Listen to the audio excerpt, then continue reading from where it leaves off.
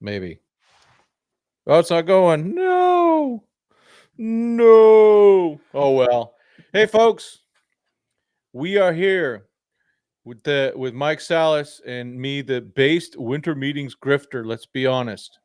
Um, we're talking the Fangraphs top 52.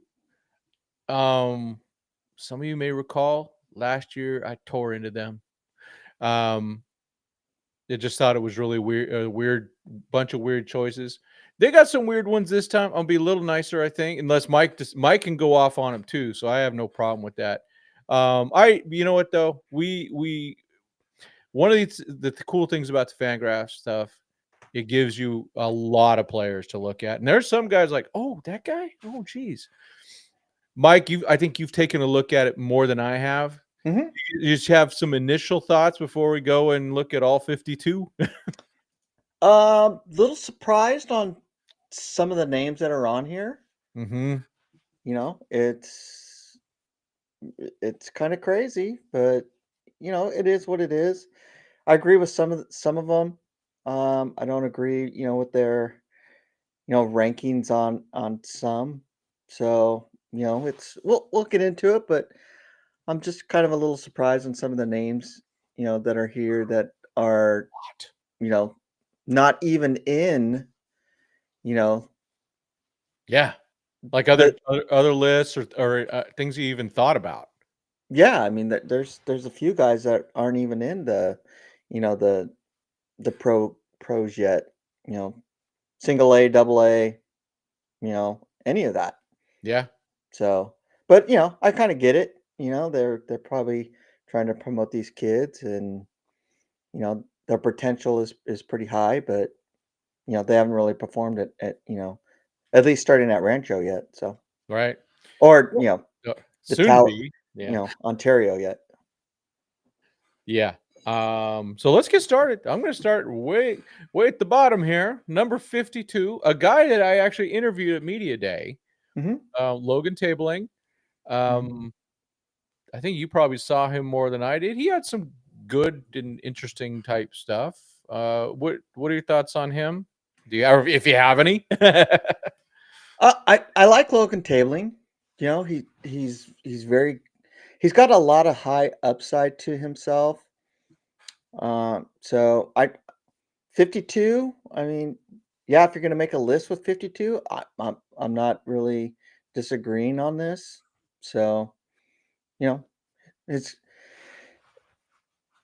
I've seen a little bit of him, but I don't have like a whole lot, of things to say about him because I'm still trying to, I concentrate on a certain amount of players and I don't Right. concentrate on a whole bunch of them. Yeah, So there's only so much time, but yeah, yeah. undrafted free agent in Mhm. 2024.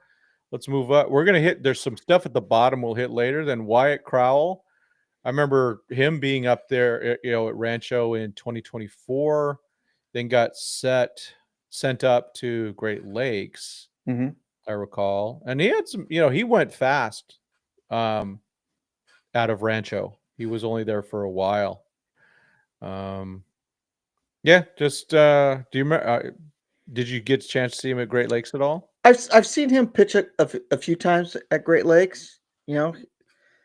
Like like the saying says there. What they got written down on him. I mean, he doesn't his fastball isn't like super high up there. He's consistency in the low 90s. Um, I'm pretty sure Austin likes him. Yeah. So um, his splitter, is decent. His I think his slider is probably his best pitch, that he has right now. So yeah, I mean, he's definitely good, and again, he's one of those guys. It's just like, if you're gonna make a list this long, I mean, why not throw him down in the bottom? Well, and it to me the velocity screams Alex Vesia, Jack Dreyer. I Hmm. mean those guys don't throw hard, but Yeah. look how good they are. Dylan Tate. So he's one of those guys where you draft him at the 11th round and he gets a big bonus. Um, they talking about sleeper, Mhm. all that type of stuff. They had Tommy John. At the end of the day, he's a guy that, and I haven't had eyes on him. So, Me but either. they're saying he tops at 97. So this is one of those things we're gonna see him Mhm. with the Tower Buzzers this year, guaranteed. Yes. Yeah. Another, this is a 2024 pick. Isaac, I'm gonna get it wrong. Aeon, whatever. Um, again, another Tommy John guy. Mhm. This has that Dodgers smell all over it. 6'4", 230. Tops out at 97. A righty. Um, he. What are they saying? I mean, so they're saying they're thinking reliever. I mean, let's be honest. A lot of these starters are going to turn into relievers. Oh, yeah. Yeah, And so definitely. no surprise. And as we know, relievers are very, very valuable these days. They get paid more and more. Jared Karras, um, he's got the familiar last name. He was not protected from the Rule 5 thing. No. This looks like I like this statement right here. When healthy, Karras looks like a command-oriented innings eater. Mhm. And he does have that high arm slot. And so his release height is 6'9". That what's his name? Yasavage. His Mhm. release height is 7'2". That's freaking Kareem Abdul-Jabbar. Yeah. But this is still pretty high, and it is maybe he can work in. Maybe if he could learn a pitch like Yasavage, I'm not going to say he's going to be as good, but maybe he can learn another pitch or something like that to get those things in there. But biggest thing for him, it's health. Yeah, it is, but, you know, Karros has some really good stuff. Mhm. When he pitches, he's healthy. He can deal the ball. He can place the ball in specific areas. He does get swing and miss. He does get a lot of ground ball contact. Yep. So yeah, he's definitely pretty good. If for me on this list, with some of the other people that are above him, I would be putting him above some other people. But I understand, with this health wise that he Yeah. has, where he's at right now. But he Yep. does his potential is very high, and he's going to be another one of those, like you just said, a starter who's more than likely to go to reliever, or a starter who's going to be traded, at some point if he comes back, um, to get somebody else. Yeah. One of my favorites, Peter Hubick. Um, I get it. I get where they're putting why he's here. I don't agree with it, but I understand why it's there, and it's because right there. If he can figure out that command, because if you look, Mhm, these things are legit, and I think there's more here. I think there's more in terms of the velocity. mhm. And his curve, like they say, his curveball is a thing of beauty. I love watch. I mean, I'd sit sometimes behind the catcher, in the stands and watch him throw that thing. It was beautiful. Mhm. And now it's just, man, he has to find a way to top it off. Yes. I think it's one of those, I think he's this close to being really good, but he's been like that for a bit. Yes. And so he's so close. If he can figure it out, and I think part of it is still because the dude was a rail when he came out of high school. So he's added 20, 30 pounds of muscle. Dude can eat whatever he wants, but I talked to him last year. Yeah, I have a show, I had an interview with him, but he's built on muscle. So now it's like, okay, dude, now's the time. Yeah, Now, he definitely needs to put it all together, yep. this season. He kind of in some ways, reminds me of Jang in Mm, regards to, his upside is so much. He has the potential, with this pitch mix that is there. It's just a matter of, you know, the coaches crafting it all together to where their consistency is going to, play, and you actually get to really see the pitcher who and why that they drafted him. yeah.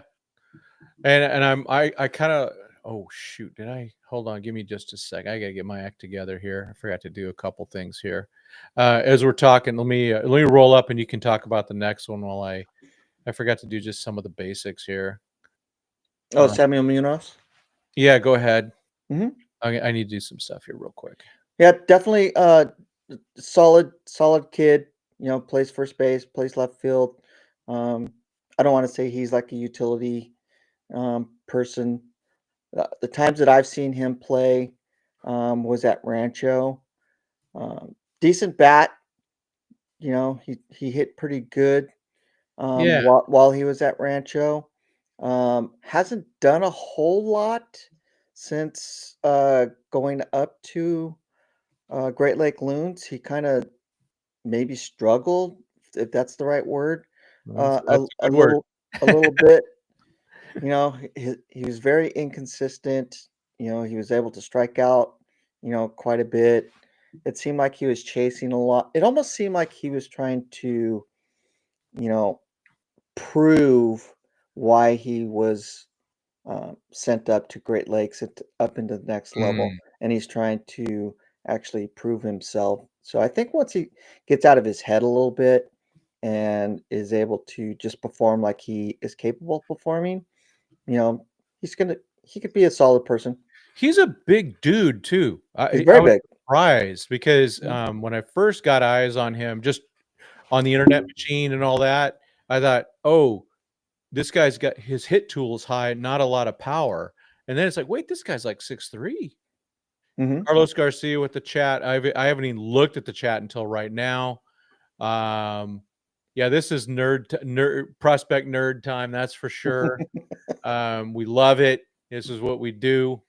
Let me get to the next. I'm going to let you handle that one too. Who we? Okay. Oh, Logan Wagner? Oh my gosh, I want this guy to succeed so bad. I Having Logan Wagner at number 45 is almost criminal. In my opinion. He's he hits for power. He had more home runs than Zaire Hope did, at Great Lakes. He can actually put the ball in play. He's a decent third baseman, has the ability for that. He's a better third baseman than he is a second baseman because he's had a few Yeah. errors, when he was playing second base for the Loons. But his power is there. He's got some good run speed. He's not like a dart that comes off, first base and goes into second. He did have some stolen base. I don't have all of his stats pulled up in front of me right now, but on my list that I put out, where did I have Wagner out? Um, I have him number 10 on my list. Wow. Yeah. Oh yeah. Yeah. No. And I remember that now. Yeah. Hey, quick shout out to my man Carlos Garcia, who is the first Dodgers 2080 Patreon member. He took the second level, which means he gets early access to videos and he gets to be on Discord. And so we just got the Discord running. Hmm. And so if you want to come on the Discord, you got to be a Patreon. Um, and we move forward. Now, some friends of the show are also on there. Yeah, Showtime LA Fangraphs list these confuse me. I know.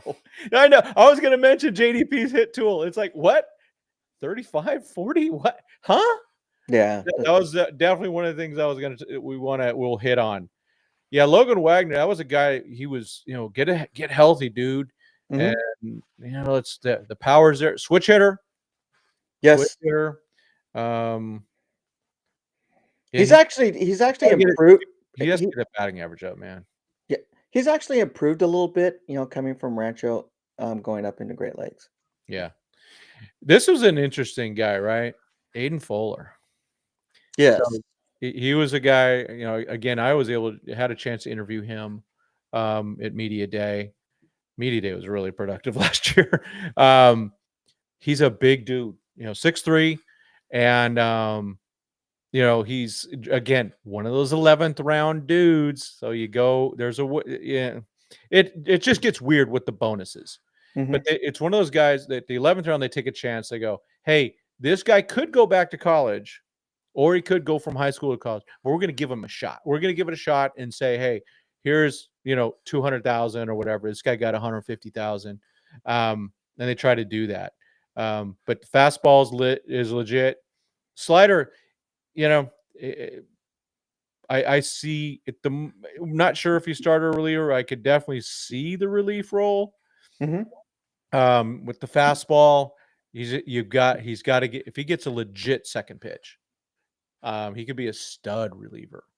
But command, that's where it starts. And put it this way, anyone, Showtime. I did see that about Fuller in baseball. Was it Baseball America? They had their stuff plus type things. Fuller's got some stuff plus, and he's a guy that the command screams reliever. He can't be either he has to increase the command and in terms of upside, or he's going to be a reliever, which is, hey, nothing wrong with that. Oh, speaking of relievers and breaking my heart, Ronaldo Yane. So the fastball, the slider, and then the command. So the 20 is the bottom. That's why it's Dodgers 20-80. You don't want to see 20s. You want to see 80. And I actually, if his command was a little bit higher, his fastball would probably be an 80. I mean, that dude, didn't he hit like 104 or something like that once?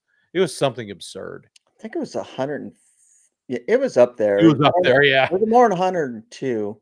I It watched. was very fast. God, what game? I can't remember what game it was, but I want to say he got up to 103 on one of the games that I watched that he was playing in. Yeah. Dude's got stuff, but yeah. El Monstro Negro, man. I still believe. And that was actually one of the games that he did like really good at.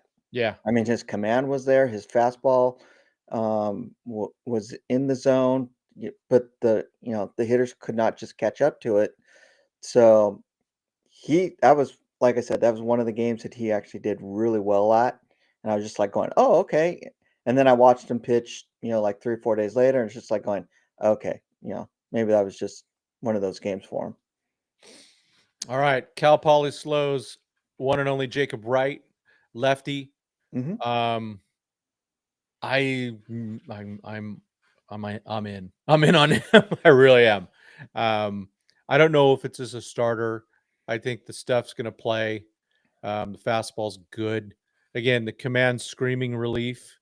But if he gets that up, he does have enough pitch mix to be a starter. If it's just you can't walk too many guys, you can get away with a little bit more or a little less command as a reliever, but it just doesn't sustain. But I like him a lot. He did have, if you notice, he did have that brace style UCL surgery. That's what Shohei had for his second one.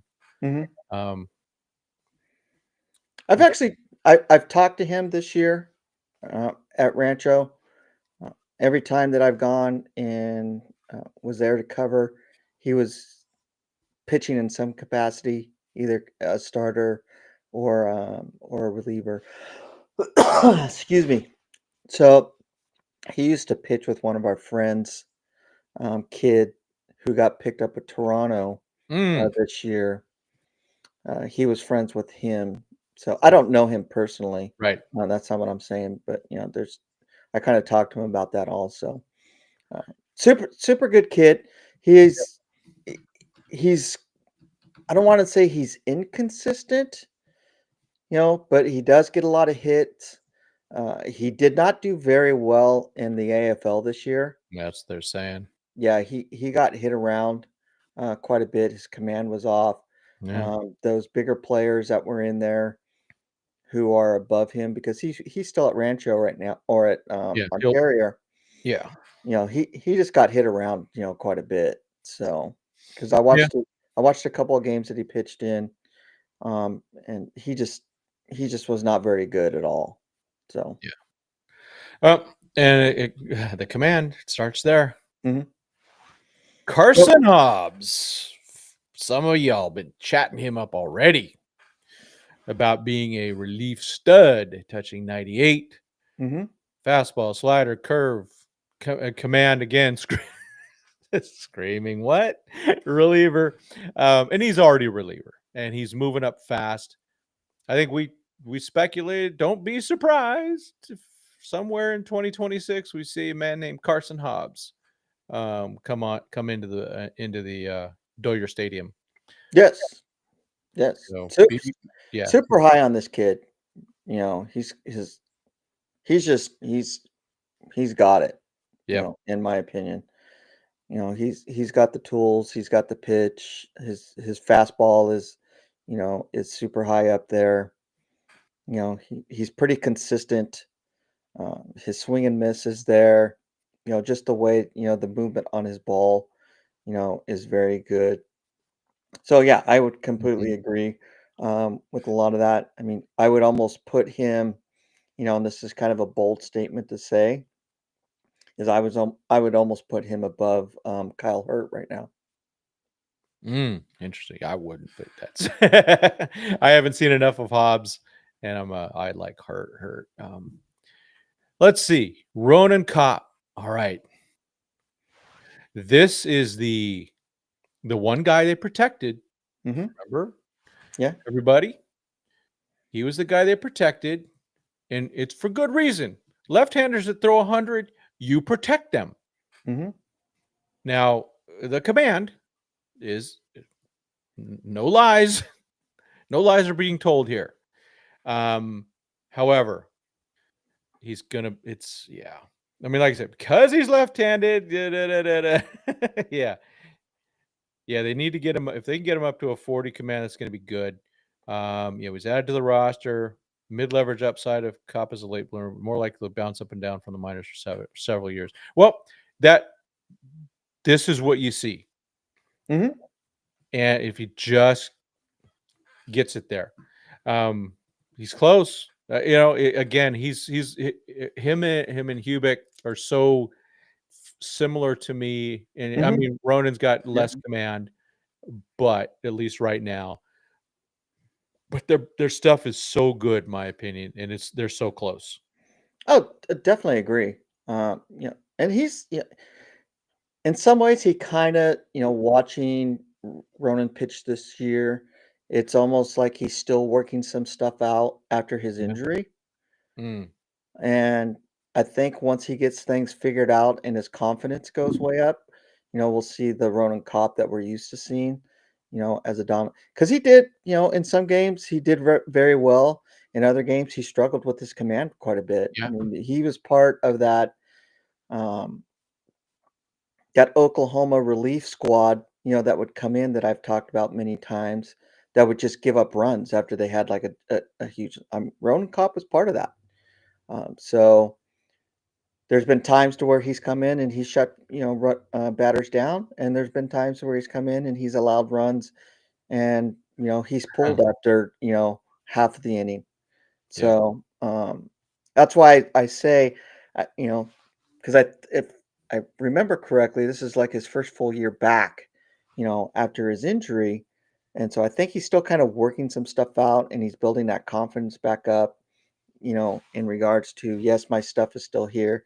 You know, because when these kids come back, you know, from an injury like that, I mean, it's just like, you know, oh, do I still have it? Do I not have it? You know, what's going to be changing? What's not going to change?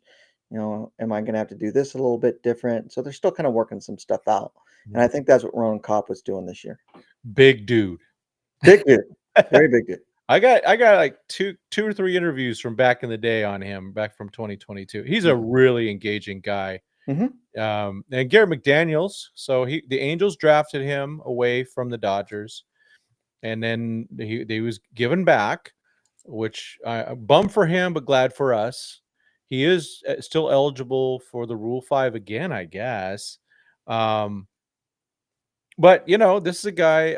If you look, his mechanics are, it's a different view. He's coming pretty high too, Mm-hmm. with it. Big leg kick and all that. But he's got the stuff to be a major league relief pitcher. Yeah, I'm hoping. So hoping he, again, keep improving on the command. Mhm. Kind of Yeah. sad when they have, their top that they think they can get as a 40. And that's been the consistent thing we've seen so far on these guys that are lower. It seems like Fangraphs is going, hey, if that command is low, you're going to be low, Yeah, yeah, correct. which is it's fair. I Mhm. I think that's a decent standard.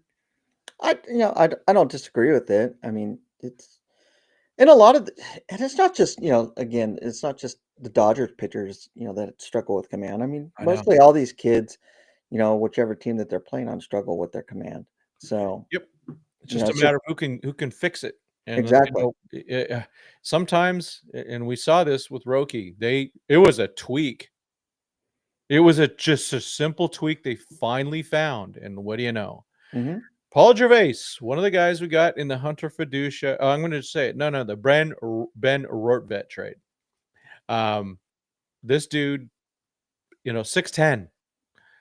He's been in the big leagues. He had the best post after the World Series victory for the Dodgers because he pitched one game, 2 innings, and he said, "I got an A on the group project." So good for you, Paul Gervais. But hey, 60-60 fastball, you get this big dude, like I say, long striding, big Hmm. extension, low release height. Bring it, man. I think he's going to be interesting. I think he will get some time with the Dodgers. Um, Yeah, again, I've never seen him pitch. So, oh, okay. You didn't see the 2 innings, huh? mm-mm. Aiden West, man, that's right, 4th round. He's a high schooler, young guy. Did we? I don't remember seeing him. Did you see him? Did he get to Rancho? I don't think he did. No. Yeah. Um, what what's his God? Why am I forgetting his name? The Dominican kid was playing second base all the time. I know, but did this guy even get called up? I just don't remember. No, I don't think he did get called up. I think he gets called up this year. Yeah, so they're saying he's a big kid already. I mean, he's 18 years old, almost Mhm. 19. 6'2", 205. They say he doesn't have much physical projection left. They don't know that. Uh, you cannot judge an 18-year-old and go, "Oh, he's totally full grown." You don't Yeah, know that. yeah, David Robinson went from 6'7" to 7'1". Remember, he joined the Navy at yep, 18 when he was 6'7" and came out later at 7'1". yeah. Jeez, Yeah, don't whenever someone says this, don't believe it until they're like 25 because these people are not trained for that. It's one of those things where it's easy to say, but he did get, the Dodgers gave him a nice little bonus there. Oh, yeah. Um, yeah, they said the whiffs come on the secondaries. He just this is really good though. Like, it's this higher level competition.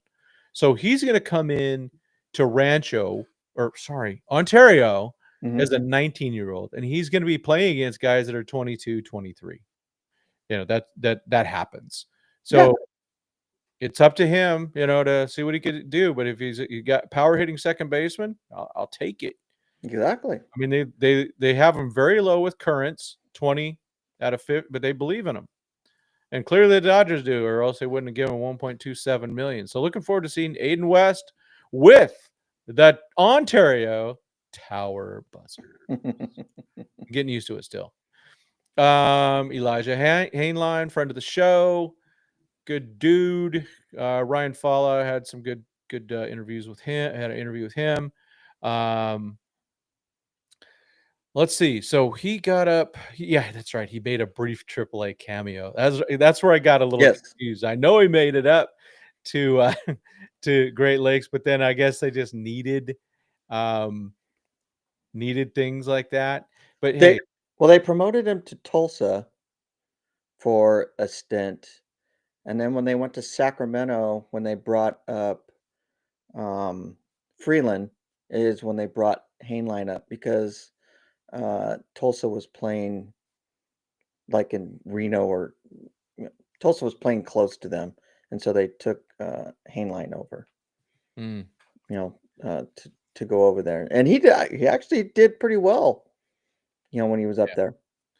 So they project him as a utility guy, but say that it's really tough because he's mostly just a second baseman. So that He plays a good shortstop though too. yeah, but there's a difference between a major league shortstop and Yeah. um, and another guy. So they do like his metrics though at second, which is good. It's just Mhm. he's got to get this has to go up the hit tool. Yes. Game power. I don't even care about that. Power is that's interesting that his power's there, and yeah. So I think Elijah's an interesting guy. Um, I don't again, he's 23. Hopefully he can figure some stuff out to take that next level. I mean, I don't completely agree with the hit tool portion of it, because I've watched quite a few games with Mhm. him. There's been more than once and, more than a handful of times that he's been the most consistent hitter, of the game. He puts the ball in play. Granted, he doesn't have a whole lot of Yeah, power, but he puts the ball in play, and with his speed, he can get over to second base. looks like he's taking So, some walks too. yeah, and he is very disciplined. I shouldn't say Oh, very disciplined. He is a disciplined hitter. So he does take walks. So I don't really agree with their 35 out of 40. yeah. I'm not saying that he's a 40, but I don't really agree with that. I think his hit tool is a little bit better than what they're portraying out of here. Showtime. I would think he starts the season maybe at high A and then gets to Tulsa soon. Depends. We got to see how things shake out. I mean, Well, yeah, I think he stays with Tulsa because he was already there at the end of the year. yeah. I don't know. We'll see. Eduardo Rojas, catcher.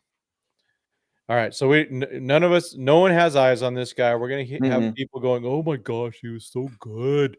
They have no idea. No one has seen him, so we're all reading from what we can see here. And I'm not even sure these guys have much eyes on him other than some grainy video. So interesting thing though, he's a switch hitter. Hmm. Yeah, let's hope that we can he changes the vibe of our international signing guys from Venezuela catchers because we thought we had all of them and now they've been dropping like you Yeah. know Yeah. um what are they saying good about him? I don't see his bonus. We really don't know. They're saying there's some power but not a lot. um I don't know. I think they're just throwing him in there to get some diversity of positions. I'm just gonna say it. Yeah, and this is one guy that I was like going, okay, well, why is he even in here? Especially at a 35, I when know. there's other They have players no that are, idea. yeah. Brady Smith. Okay, this is a guy that's gone through it. He has the what's that boy? Braden Fisher vibes Hmm. in that he got hurt right away. Um, and has really tried to come back from this, that, and the other. Now he's still he was a high schooler though, so that's good. Hmm. They got some room to work with him. Just like, man, Braden Fisher, man, that dude did really well in the World Series. Good for him. Um, but this is a guy that I mean, third round. So they believe in him. Also, maybe a little Michael Grove vibe too. Hmm. Um, the Tommy John thing, missed all of 2024.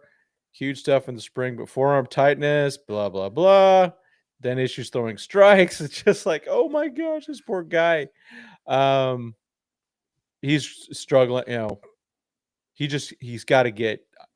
This just sounds like it's a mental thing. He just got to get past. When you suffer a big injury, sometimes you go, "Hey, man, I don't want it to happen again." Hmm. And so I don't know. He'll get through it somehow. I like Brady Smith. Yeah. I was at Rancho, covered him quite a bit. Took quite a few pictures of him, some video of. He's the kid that I was telling you about who asked for the pictures in the video that I took of him. Oh yeah, yeah. So Cool. super nice Christian kid. So I have a lot of love for Brady Smith. His command, yeah, it's been off, just like you said. Yeah. But he does have some nasty stuff. His off speed stuff, is pretty good. He's got a really, really good, I shouldn't say really, really, but he's got a really good changeup. His fastball is when he's on, is pinpoint and can put it in the corners, and it's got a little bit of movement to it. So I think Yeah. one more year, with Ontario, because this was basically his first year back. Um, I think it's going to do him good, and I won't be surprised if he gets moved up to Great Lakes halfway up into the season. Let's see. Hepatitis. Yeah. Wilman Diaz. I love that guy as a person. Yeah. We had a good relationship. And Jesus Galiz. So he's not done yet. And he did have Tommy John. He lost a year. But defensively, Galiz was really good at Rancho. He showed Mhm. a lot of leadership, and he was one of the younger guys out there. So I haven't given up on him. Um, but he does need to do more with the bat. That's for sure. Oh, here we go. Yun Suk Chung or Jang. I say Chung because I had a coworker. He said Jang was Chung. So, but Jang calls himself Jang. So we're gonna Mhm. go with that. We know. Well, this is the classic. This is the guy with all the stuff in the world. We love to watch him. He's a funny dude. I think the Yeah. first English word I ever heard of his mouth was the F word. Uh, um, but there's stuff there. But screams reliever. Right now he does. Yes. And how he matures and comes unto himself. I don't disagree with that. I'm kind of giving him the benefit of the doubt. But yeah, he's definitely has that reliever vibe to him. He Yeah. he does have all the stuff. I mean, he was one of the kids that I wrote about, Yep. coming out before he was signed.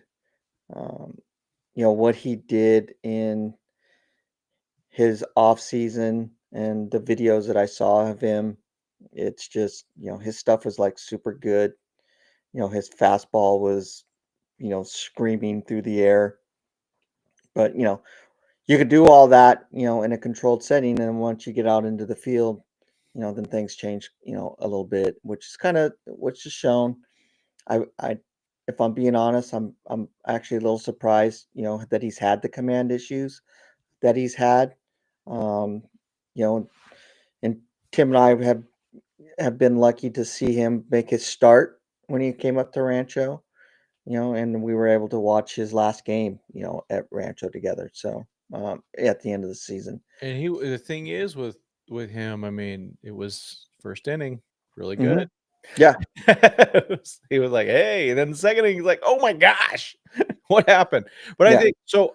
One of the things I'm going to qualify on this whole command thing for every one of these pitchers. When you become a Dodger, one of the things you have to do is you're going to go to the pitching lab. And that pitching lab is going to make changes to you. They're drafting not based on results. They're drafting on things that they see. Hmm. And those things that they see, they're going, "Hey, this guy, we project that he could throw 100 miles an hour. Now that's great, but we also want him to have a nasty slider, or we want him to get some run on the fastball." So they start messing with things, and they start messing with a little bit of the arm slots and little tweaks here and there. It can take years to get used to those things. So that's my guess with half these guys that have command issues Hmm. that is what it is. And the ones that succeed are the ones that figure it out long term. Right. And Right. so it's a race. It's a race for these guys to see who's going to, if they figure it out. I mean, these guys have a lot, they got a lot of competition amongst each other, folks. I mean, all right, here's one. Well, it's a familiar name, Cam. Just one more thing on Yeah, Jank yeah. is I'll be really disappointed if he does not have a breakout year in 2026. Well, let's hope so. I mean, he's also going through the adjustment. Mhm. The dude's going, "Hey, I'm in a foreign country," but he's learning the language. I never did he. He never. He did have a translator, but he just didn't. He doesn't have a translator anymore. Yeah, so he's out there. The Mhm. dude's. I think he's a personable guy. I think teammates love him, Oh, and yeah, yeah. I and mean, and he's had a full season and a half, yeah, in low A ball. yep. So, I mean, that's why I'm saying Time. if he doesn't get some big improvement, in my opinion, he's gonna be a disappointment. Yeah. So he's already Cam Lighter. He's but more more of this, more of that. I Mhm, mean, is shoulder discomfort, surgery last fall. He would have been a first round pick. Um, and it's one of those things where the Dodgers go, we have to we're betting on the upside. mhm, And he's 6'5". I mean, and like they say, Lighter has the ideal pitcher's frame and raw ingredients, mid rotation, but the shoulder history, it absolutely is scary because I look at sometimes it is that shoulder surgery, man, or shoulder issues. It is mechanical. I mean, sometimes your mechanics don't match your body, mhm. and that might have to be adjusted, or and that's part of that's where I go. I'm going to go back to you, Savage, with the Blue Jays. That dude needs to sign a very big contract as soon as he can because he will not last with those mechanics. His Exactly. mechanics are awful. They're not something you would teach to anybody. But he should go, "Hey, I want to sign one of those, 6 years, 100 million or something like that. Get what you can, dude, because you're going to be injured." And with Lighter, he's going to have to either make a change to his mechanics, or he's going to have to go. It's going to be a short and glorious. It's what do they say? Sometimes it's better to burn out than to fade away. Um, Turn or burn. Noah Miller, we know this guy what he can do on the field. In the field, the dude's an excellent shortstop. But the rest, switch hitter. I always like to pull that out. Man, if Mhm. he could just get some contact, just become that dude. Become Stephen Kwan. Because if can you imagine if Stephen Kwan was a shortstop with his Yeah. contact, it's all of a sudden he's a really valuable player. He's still valuable as a left fielder, but you could why can't maybe Noah Miller could turn into that. Mhm. He was a first rounder with Minnesota. We got him for Manny Margot in that famous trade of 2024 with greatest offseason of all time. But that wasn't really why. Yeah. And yeah, in my opinion, Noah Miller is the top shortstop, in all the farm system right Top now. all around or just defensively? Defensively. Yeah, definitely. Yeah. Yeah. Man. I think he becomes a major leaguer. No doubt in my mind, just because Eventually, yeah. I think he figures it out with his bat. I mean, yeah. he's not like completely horrible. I mean, there's other players that are on there that are worse than him. He has the ability to put. I've seen him hit Yeah. home runs. I've seen him put the ball into play. He has signs of, the ability to actually hit the ball from both sides. Yeah. And if I remember correctly, I think he hits better from his left than he Mm, does his right. So maybe if he doesn't become a switch hitter and he just concentrates on one side or the other, to be able to just put the ball in play, because yeah. in my opinion, a lot of these kids, I think they get judged incorrectly in regards to, oh well, their power, they're not hitting. There's more to this game than just hitting home runs all the time, and not everybody's going to be like that. You know, Right. Well, it's just yeah. I mean, if I tell you, man, you give me a good glove at shortstop and he's not an automatic out, mhm. well, I'll take it. Maybe not on a World Series winning team as a starter, but dang. Yeah. And j just his glove alone, in my opinion, Get and him. just what I've seen, and I kinda get they wanna get Alex Freeman more time at third base. Well, Alex Freeman already played third base before Noah Miller got up there. They moved Alex Freeman over to third base and put Noah Miller in a shortstop because he's a better glove than Alex Freeland is. Oh, absolutely. No, he's the best, but they did that also because they wanted to get Alex Freeland to actually play third base because he wasn't Mhm. playing him a lot of third base before, and they needed him at third base with Muncy going down, and now they know that, and that's right now that's his meal ticket is his versatility, which I is actually think he's a better third baseman than shortstop, in my opinion. oh, I do too. Yeah, Yeah. I think just by his build alone, he's built more like a third baseman, but we know he can play shortstop. He looked good at second too. Mhm. I thought, I was super impressed with him in that way. Mhm. Just get Ken Rosenthal says Twins plan to keep their stars. Okay. There goes everyone's Byron Buxton dreams and everyone who wanted Joe Ryan on the other teams. Goodbye. And of course, we know it's probably not true.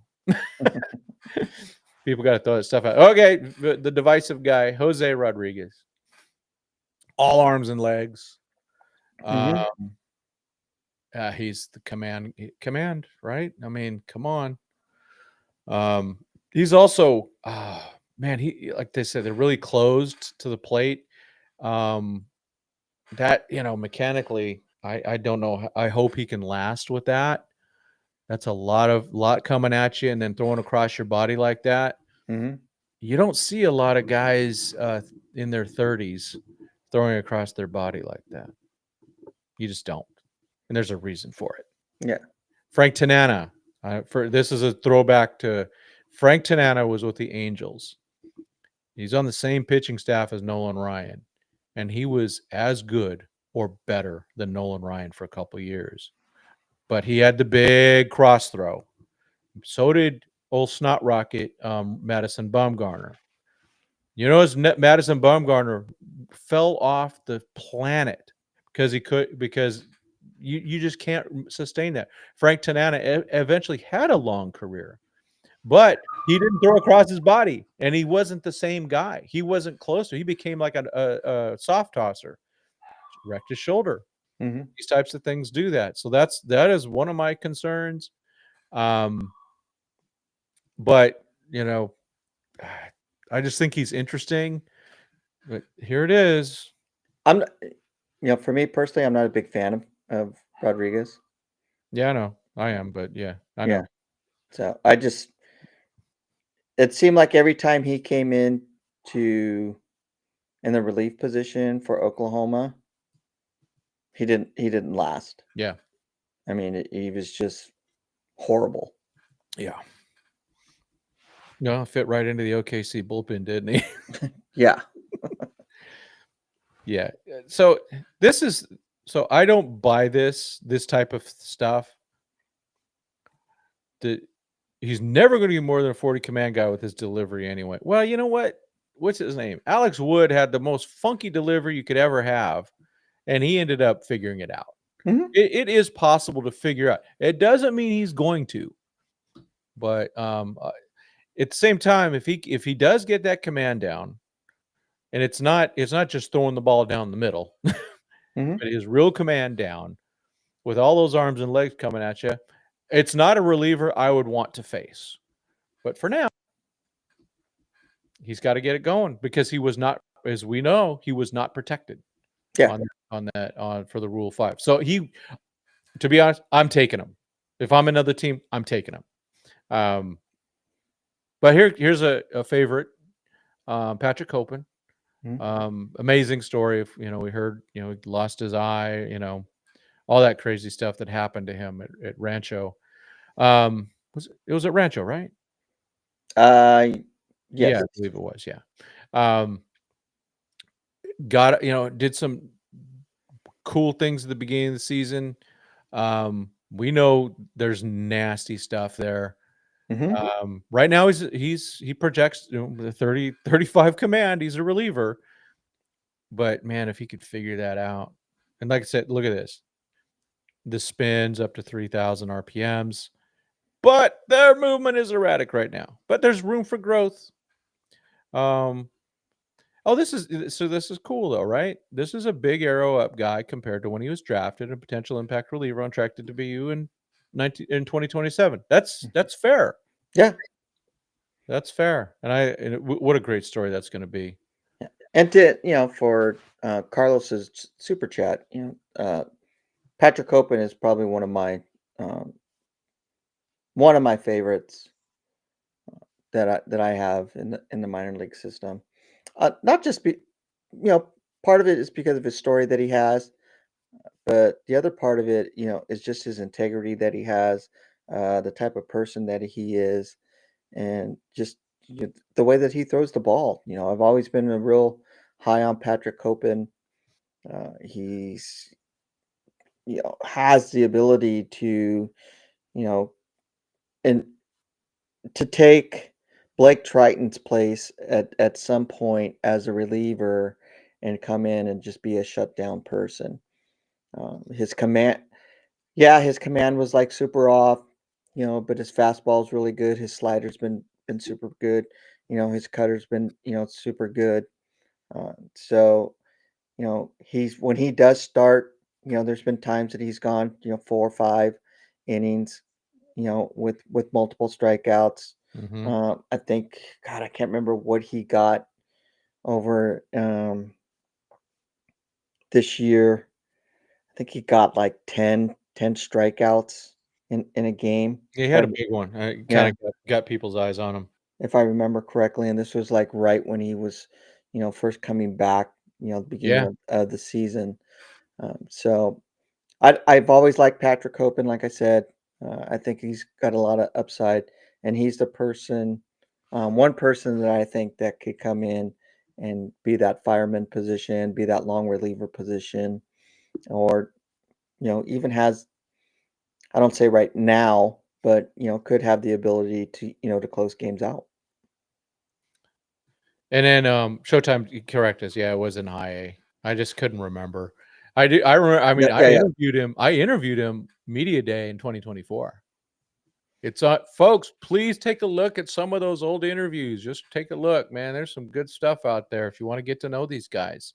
I mean, it's like so far, I feel like I've interviewed about at least a third of these guys. Um, Kyle Hurt. All right, he's older now, and Hmm. he was also part of the Alex Vesia trade. What a great trade! Hmm. Good lord. Um, Well, remember when you say Kyle Hurt's name, hmm, you got to go Kyle Hurt why is that? because he's USC product. V Oh, V yeah, for right. victory. For me, he's Torrey Pines, man. He's down here. He's a Torrey Pines guy. Always friendly when I talk to him. Just a good dude. We connect, because we're San Diego guys. Um, but I think he's a bulldog. I Hmm. think I think he's going to be a really good reliever. I know, like probably a lot of these guys, he wants to be a starter. Um, but they talk about his velocity was intact when he got back, which is Yes. really good to see. Hmm. Um, now this is a classic right here, though. Location. That's when these guys have their TJ. That's part of it. It just some of the guys they can't get it back quickly. No. It happened with Bueller. It happened with Dustin May. But then Verlander. It's like, wait, did you even have Tommy John? But then again, that's Verlander. I Oh, mean, and no matter. Sheehan and Emmett Sheehan. Yeah, Sheehan came right back and just was really good right away. He was actually better. Yeah, I know. Crazy, isn't it? Crazy. Yep. Looks like a high leverage reliever. I think he's going to be really good, but he's got to get some of that command back, and he does have options. Hmm. I saw his first game back when he came back with Oklahoma. He did. I'm not gonna say I was disappointed in his, but it was exactly the way I thought. He Yeah, did well, that's he did struggle with his command. yep. You know, eh, with all the hype that he had when he was in Arizona, and pitching to the younger kids and going through his program. Oh, he's going to come back and be the person that he was. Well, no, he wasn't really, and I wasn't really, buying that hype, that some people were putting out. You know, I think with what he did with Oklahoma this year, I never thought that he was going to be on the roster and come in and play this year for the Dodgers in the postseason. I just didn't believe that either. With his off season, spring training, I think that, I have high hopes that he will be on the roster at some point in Yeah, 2026. I think so too. It's the bounce around thing. Mhm. So completely different topic because I think it's relevant given that the Hall of Fame veterans thing gets announced this weekend. Um, I wrote an article a few years ago for Dodgers Nation for Fernando. I gave up on the Hall of Fame though. Two things. Oh yeah. One was when frickin' small market steroid enabling Bud Selig was put in the Hall of Fame. So that to me now Barry Bonds can get in Mhm. because if you let the enabler in, you got to let everybody in. I mean, I talk about Jeff Kent. That guy to me. He was a terrible second baseman, but he did hit home run. He's a nice hitter, but I wouldn't put a Fernando. And the other guy when Harold Baines got in. Good Lord, what a Hall of very good player. There's a lot. You got to put Garvey in now. You got to put Ron Say in. You got to put so many different players in. You got to put Jeff Kent in because they lowered the bar so low because Tony La Russa bullied everybody in that freaking committee to get his boy in, but he's not good. He's not Hall of Fame good. Let's see. Man, okay. Real quick. You get you I no. No. When I see Sheehan in trade things, no. The only guy I want to trade Sheehan for, there's only two guys I would trade him for. And they ain't coming to us. Tarek Skubal and Paul Skeens. Yeah. Anyone else, I don't want to trade Sheehan. I Hepa- think it's just Hepatitis C always wants to overpay for people with our prospects. I know so he's trying to and I get it because he's trying to make up for us getting Cody Hosey drafting Cody Hosey over Gunnar Henderson. But then again, the Dodgers weren't the only ones that screwed that one up. But Yeah. yeah, that was a huge mistake. It was a huge mistake. Yeah. But No doubt that's about obviously Monday morning quarterback. Okay. Back to it. Where'd my change? Here it is. Sterling. it. Mhm. Sterling Paddock. Lefty. So I don't know. The Dodgers because they've had so many righties, they drafted a lot of lefties. Mhm. I mean, and there's some other there at the bottom. But Paddock is one of them, obviously. Since 96. Okay. Yeah. And he's a young guy. He's out of high school. Mhm. I like Sterling Paddock. Yeah. I watched him pitch, and he's good. He's good. Yeah. I do agree. He does have some command issues, but when he's on, he's another pitcher that I've watched. Go 5-6 innings with double digit strikeouts, and yeah, he's definitely got big potential. And here's another sentence to ignore.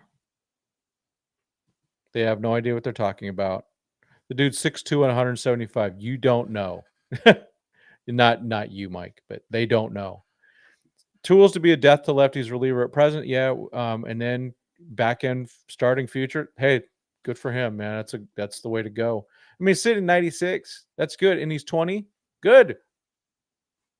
Get it. He's a got a feeling that he's probably a star of the Dodgers pitching lab.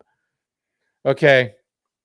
If anyone's really heard of this guy, please raise your hand. If you've actually seen him play in person or in the United States, let me know. Mhm. But we're just gonna leave that alone. Wait, is this a misprint? No, look at this.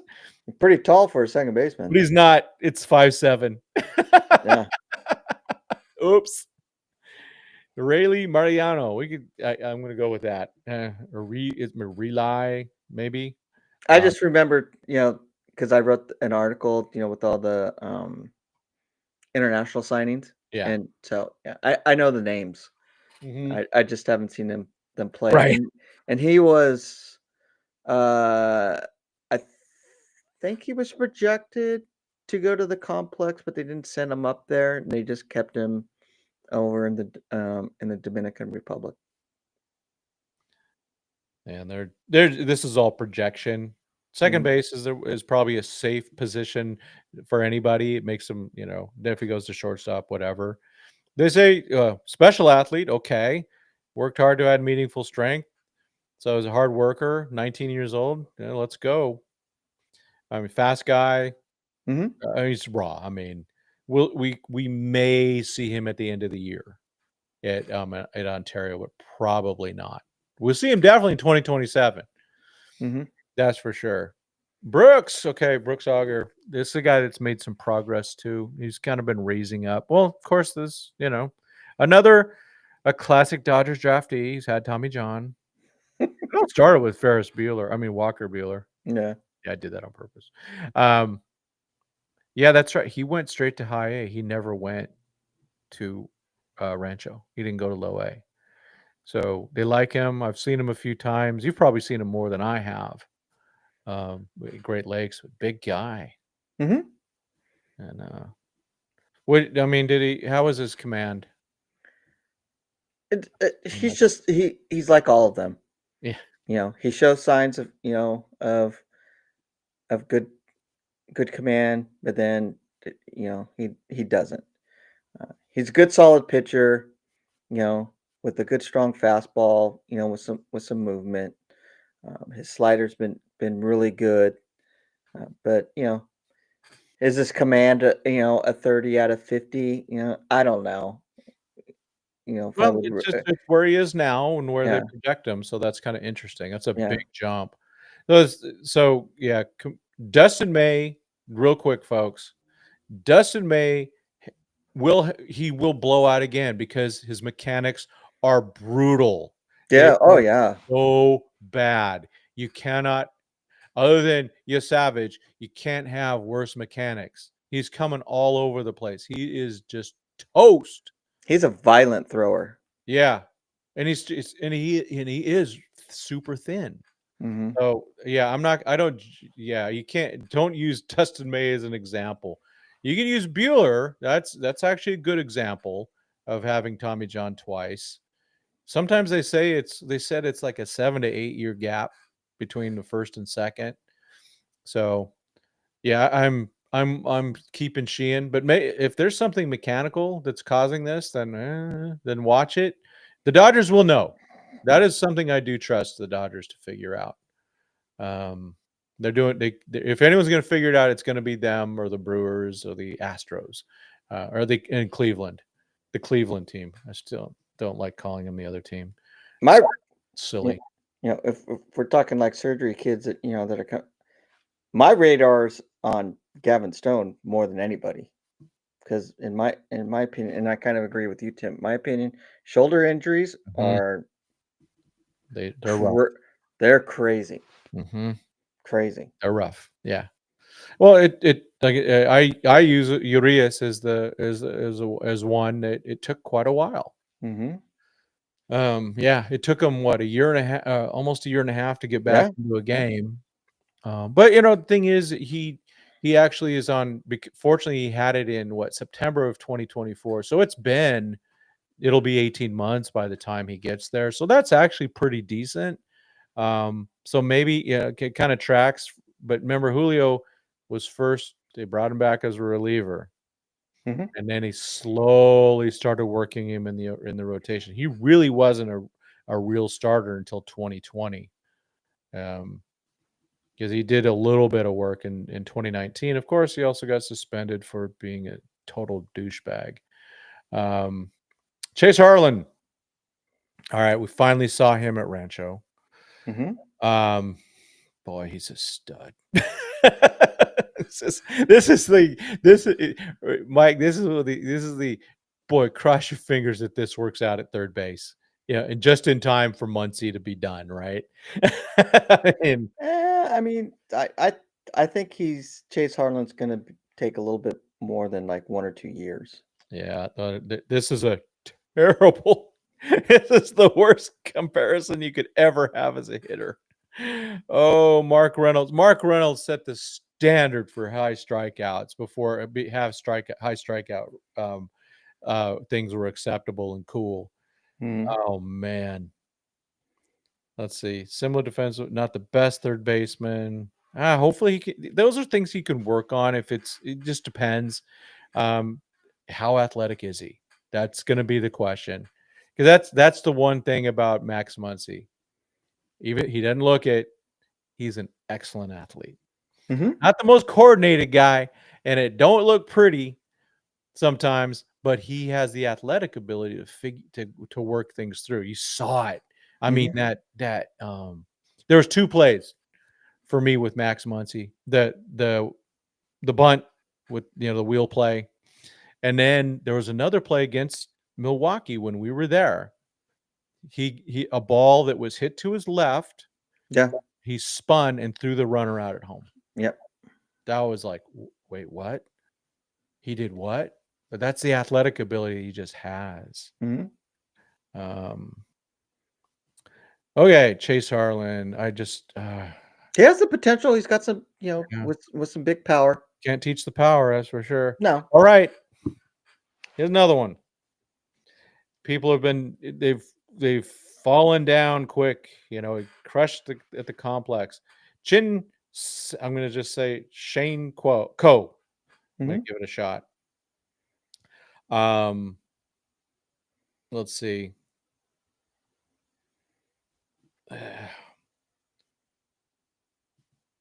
He needs time. Yeah, I mean he's 19. He He's a need big dude. So Well, him and Chase Harlan yeah, are similar in regards to their bat. yeah, Ko has the ability, he's got some good power.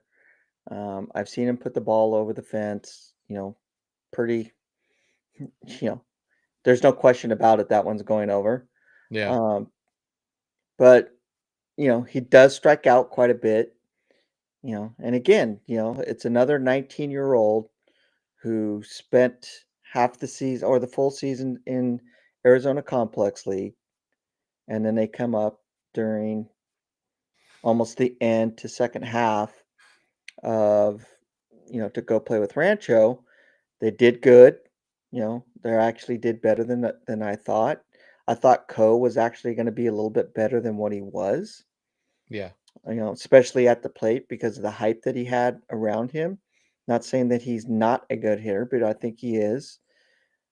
So he does got a pretty strong arm. His outfielding, no qualms with that. It's going to take time for him to, make those adjustments for the different types of speed. When you move up, and all that. I don't think he's got like a whole lot of speed. I mean, I'm not expecting him to steal, a whole bunch of bases being 6'3", and 220 pounds because he is a big kid. Mhm. You I know, like his 50 run. That's good though. I yeah, like it. but but of course, everybody's big to me. Yeah, So, it's there's some upside to him. I think him and Chase Harlan are going to be, neck and neck in regards to having the most power at Ontario this year, especially with what they learned at Rancho, taking what they learned into the off season, going into spring training with good coaching. And I think the numbers that we see in regards to, hit will be a little bit better than what they are. I want to bring this up, and because Hep's bringing up Chris O'Leary, who I actually follow also, and I listen to him. He thinks that he already talks about his stressful mechanics of Sheehan, so I can see why I forgot about that. But I listen to O'Leary a lot.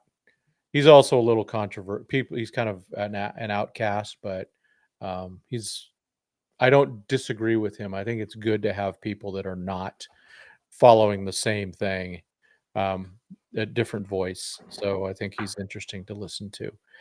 With back to our boy Co. I gotta find my page. The other thing I look at as I'm reading here, I think the Dodgers need to go and say, we're going to James Outman you. Your swing is so off, you're going to start over.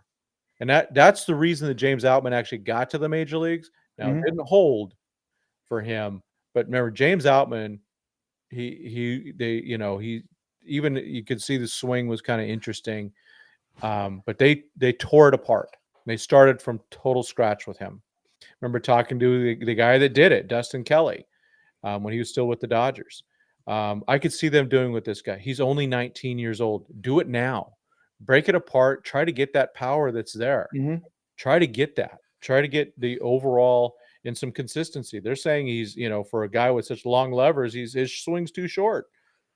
Figure it out. Mhm. So I think he's a candidate for that. Be interesting to see if we can get some interesting. Okay. Len, gosh darn it. We got him from Cincinnati. And well, we got him with the pick, right? No, Mhm. they're wrong. We got the draft pick from Cincinnati. We didn't get him from Cincinnati. Right. Landon Vitoric. Viterick. Vitoric. All right, better. Thank you.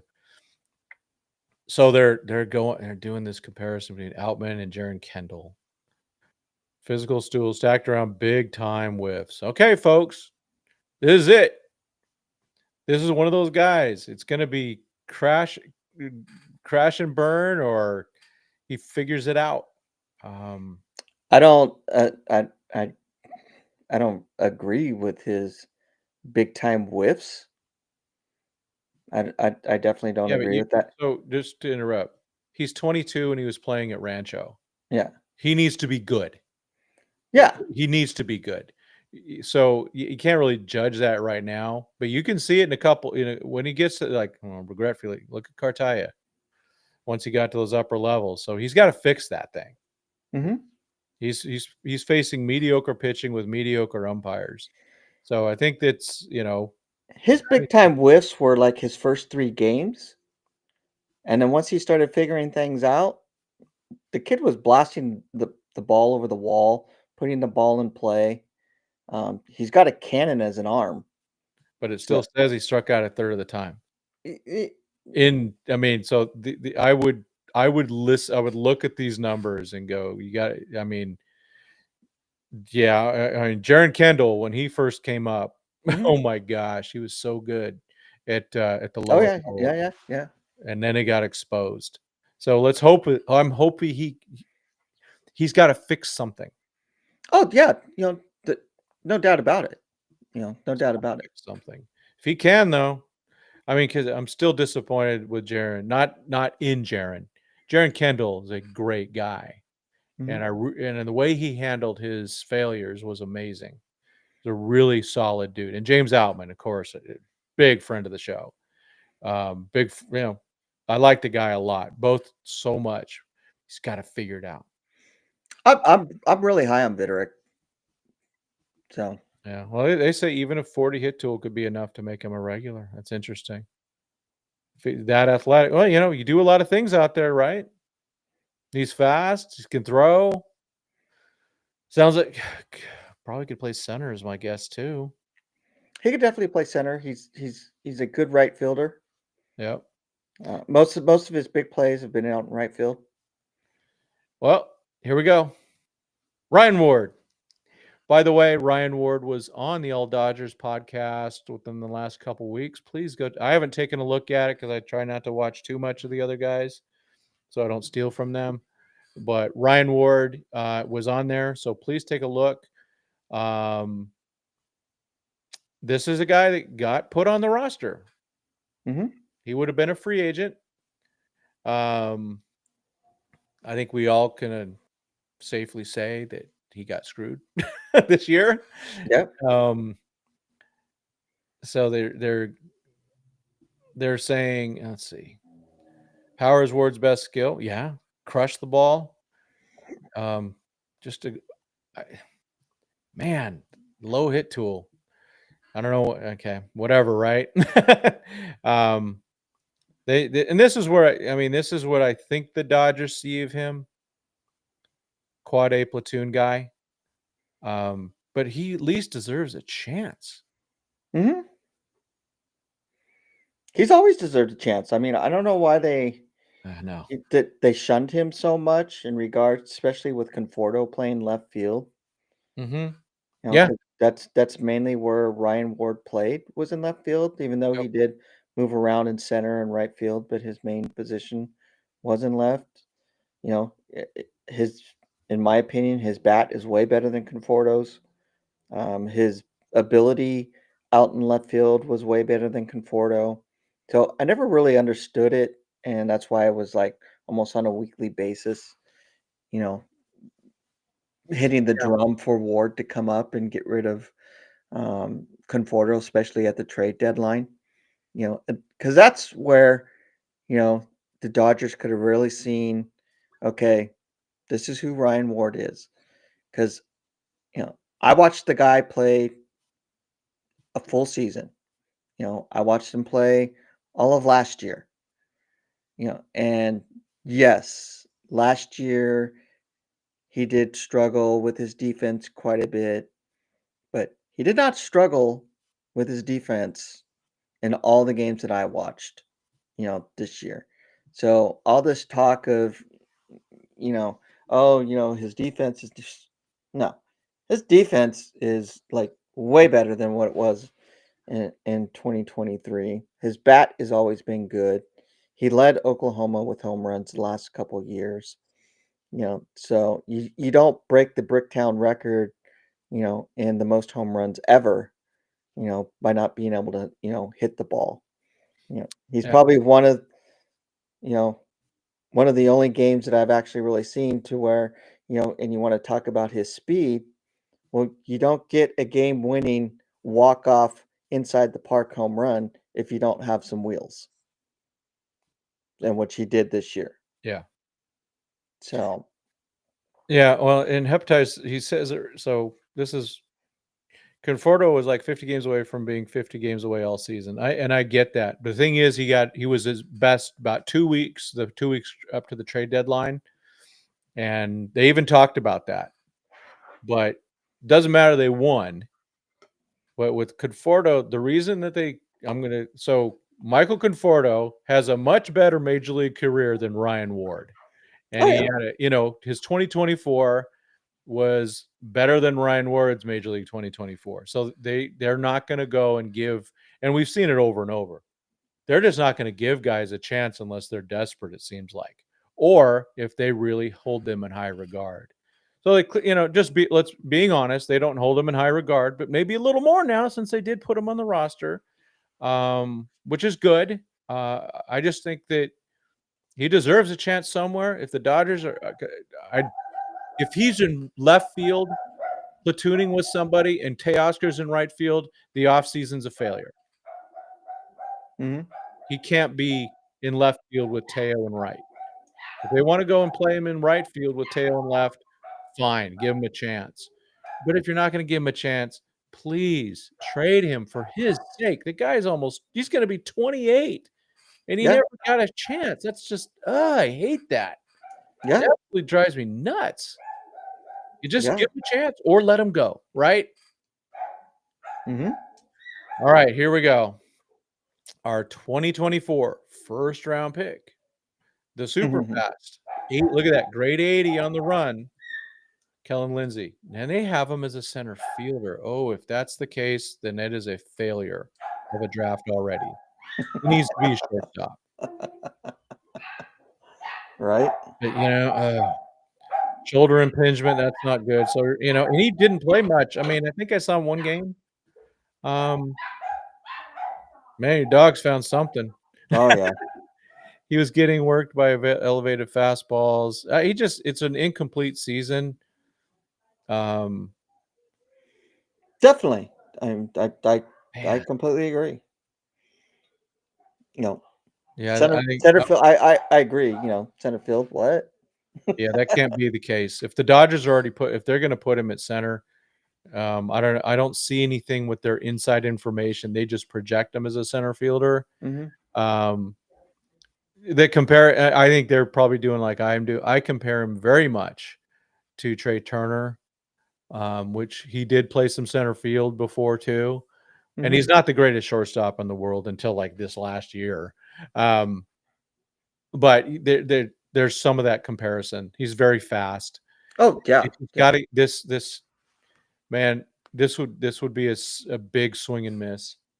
If this is the case, I would say this is all very incomplete. There's not enough data here to No, really evaluate. not at all. There's just so many assumptions in writing here that he just didn't play that much. Mm-mm. So, and how many times did we see these guys at the Fangraphs guys? How many times were they at Rancho? Yeah, Man. Yeah. Okay. Yeah. Right. Okay. Another one. This guy is falling down in the rankings from the others. I can't believe they're already putting his hit tool here. I think That's I don't think he's a switch hitter. I didn't see him switch hit one I've time. never seen him switch hit. Yeah. Okay, we gotta hold on. Let's just go do this. Do we oh, I didn't want to do that. Oh my goodness, that was bad. I just want to look it up. I just think that's wrong.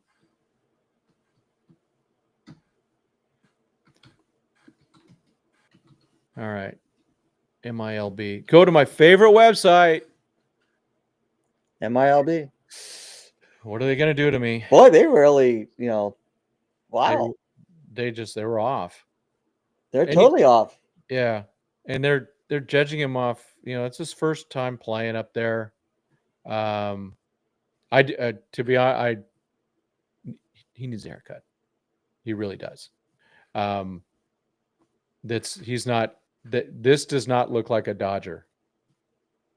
Sorry, No. cut your hair.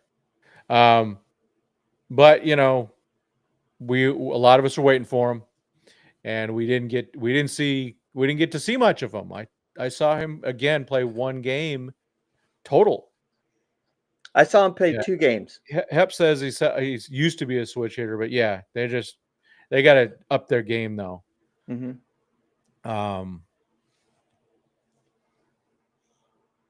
Yeah, I saw him play 2 games. Yeah. That was it. Yep. So But so yeah, actually, I kind of I don't know, I kind of agree with a lot of this. I was kept thinking it was, what's his face? The other shortstop. Martinez, Marishendrick. No, Oh gosh, I know Guerrero, Eddie Guerrero, Morales. Morales. Okay. Oh, okay. Yeah, big boy. Yeah, that's who I just kind of like Yeah, had a brain fart here for a second.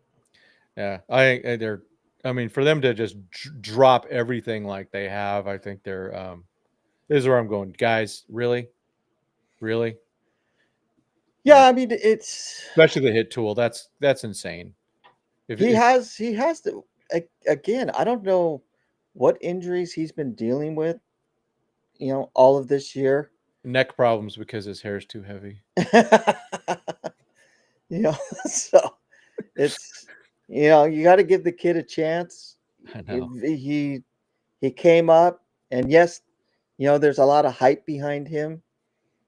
In regards to could this be the Dodgers future all-star shortstop, everything that they were writing about him, when he was in the Dominican Republic playing, and when he was in the Arizona Complex League, even though he did pretty good, but he wasn't a complete all-star that's there. So he did make the times that I've seen him play, and it maybe this had to do with his injuries that he's dealing with, but No, he did have some mistakes playing shortstop. he started. I mean, he was like injured right from the beginning. Yeah. It's a wasted season, so I'm not judging anything. We got everyone writing him off already. You got to be kidding me. Yeah, I'm not writing the kid off, Give him a full year, and if he still sucks, I'll write him off. But if he doesn't come back healthy for Ontario this year, yeah. then maybe he is a write-off, but, until then, I completely agree, you know? I'm gonna go to the most surprising guy. I was like, wait, what? Oh, that's right. That's the guy they got. He was a throw-in on the Edmund trade. Frickin' Andrew Freeman doing work. Mhm, 6'4", lefty. No, mhm. wait. I thought he was a lefty. Oh, it's a righty. Gosh darn it. I thought he was a lefty for some reason. I'm not as excited anymore then. Why did I think he sounds like a lefty? He just sounds like a lefty.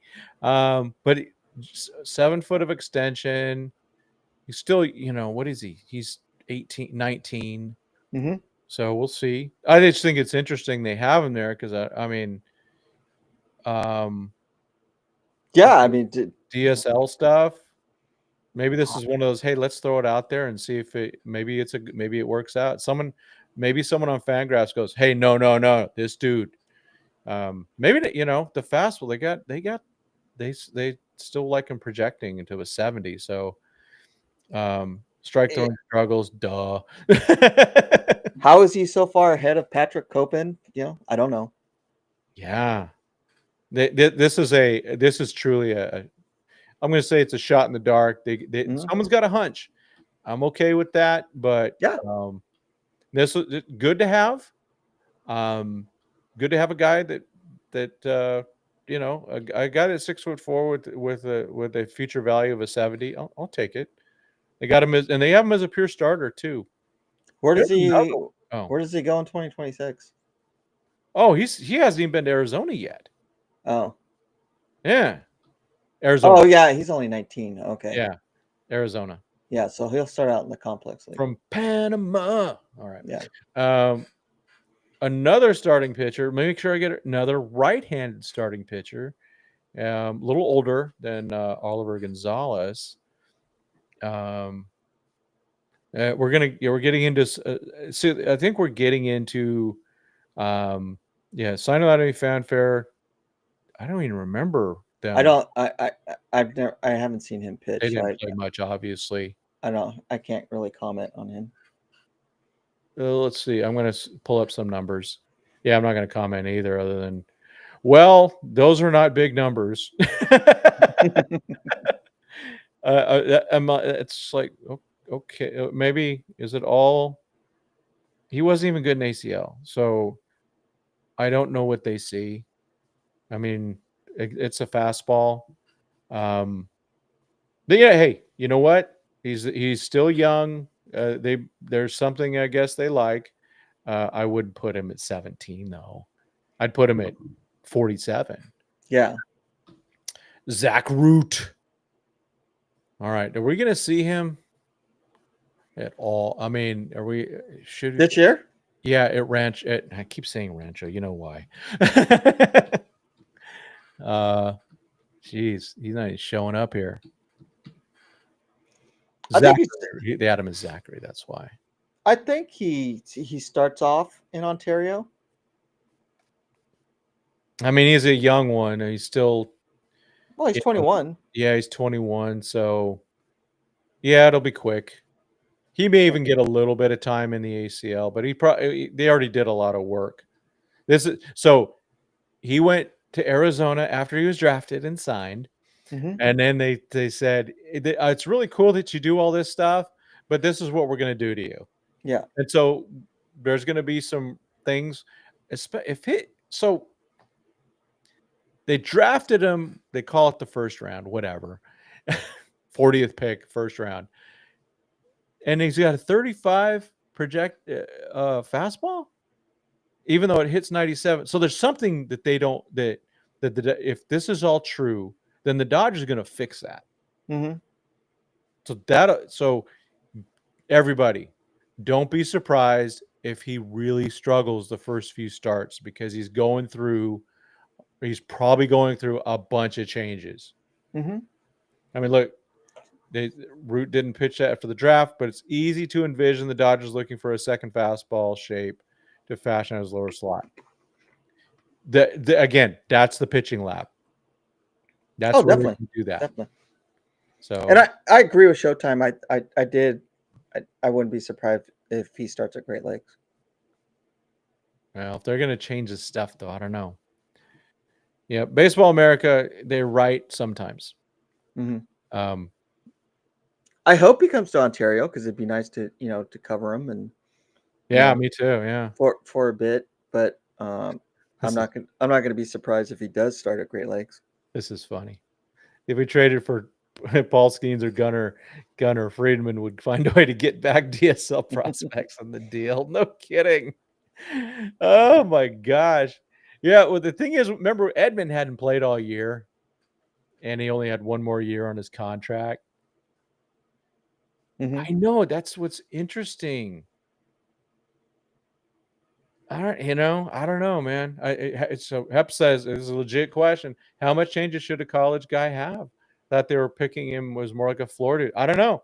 Maybe they see something that I'm just guessing. All right. I'm assuming he's going to go to a pitching lab. They're going to make changes because they do that with so many of these guys. They just go, hey, come over here and talk to these nerds.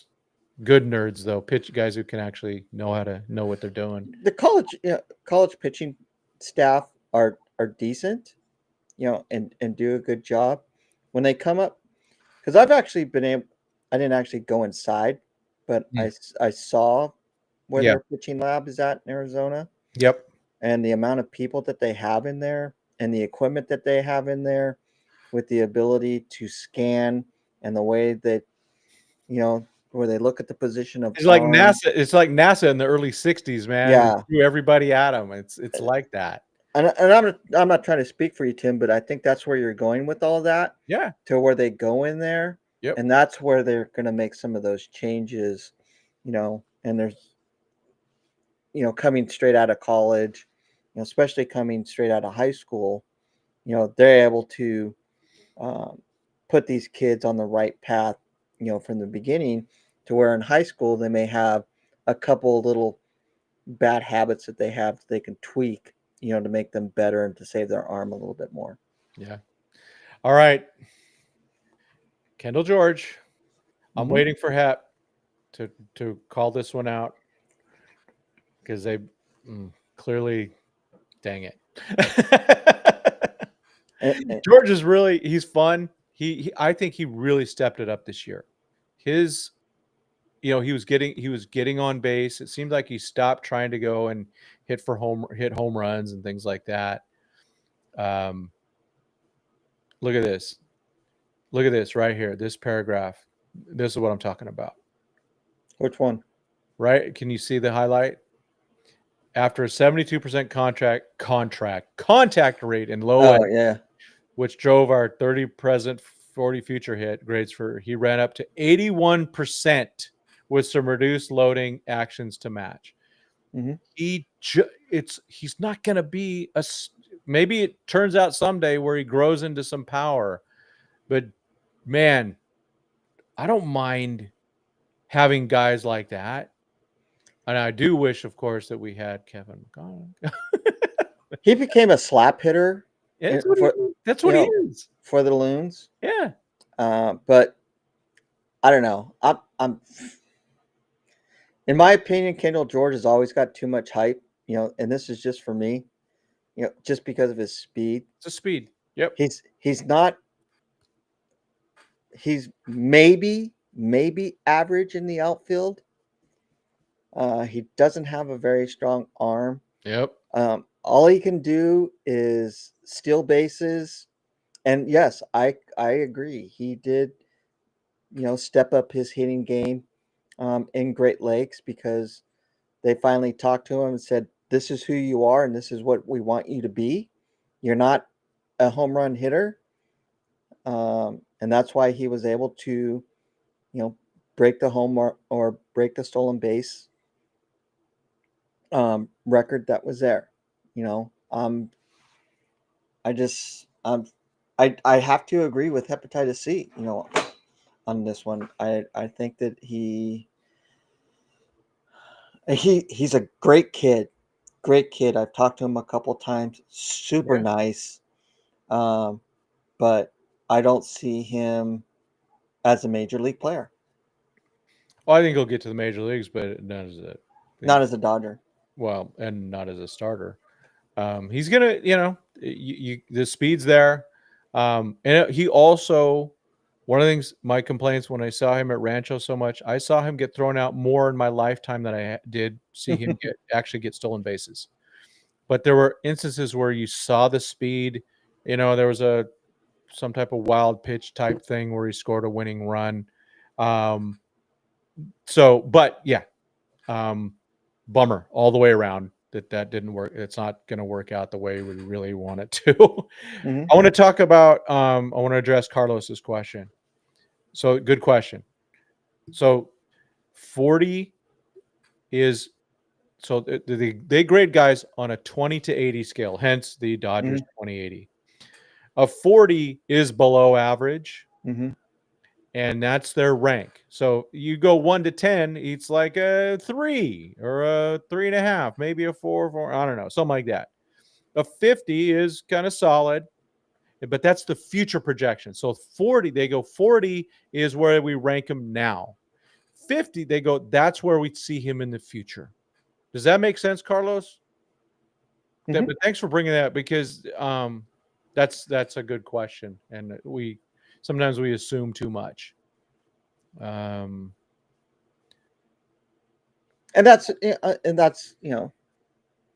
exactly where I was getting is he became a slap hitter when he went to Great Lakes. Got rid of what he was doing at Rancho, especially with the base stealing stuff. Because I completely agree with you on on his base stealing with Rancho when he was there. you got better. They did something to him up at Great Lakes, and he just became a better base runner. His instinct of watching the pitcher, his jumps off the bag, stealing the base was way better than it was with Rancho. Yeah.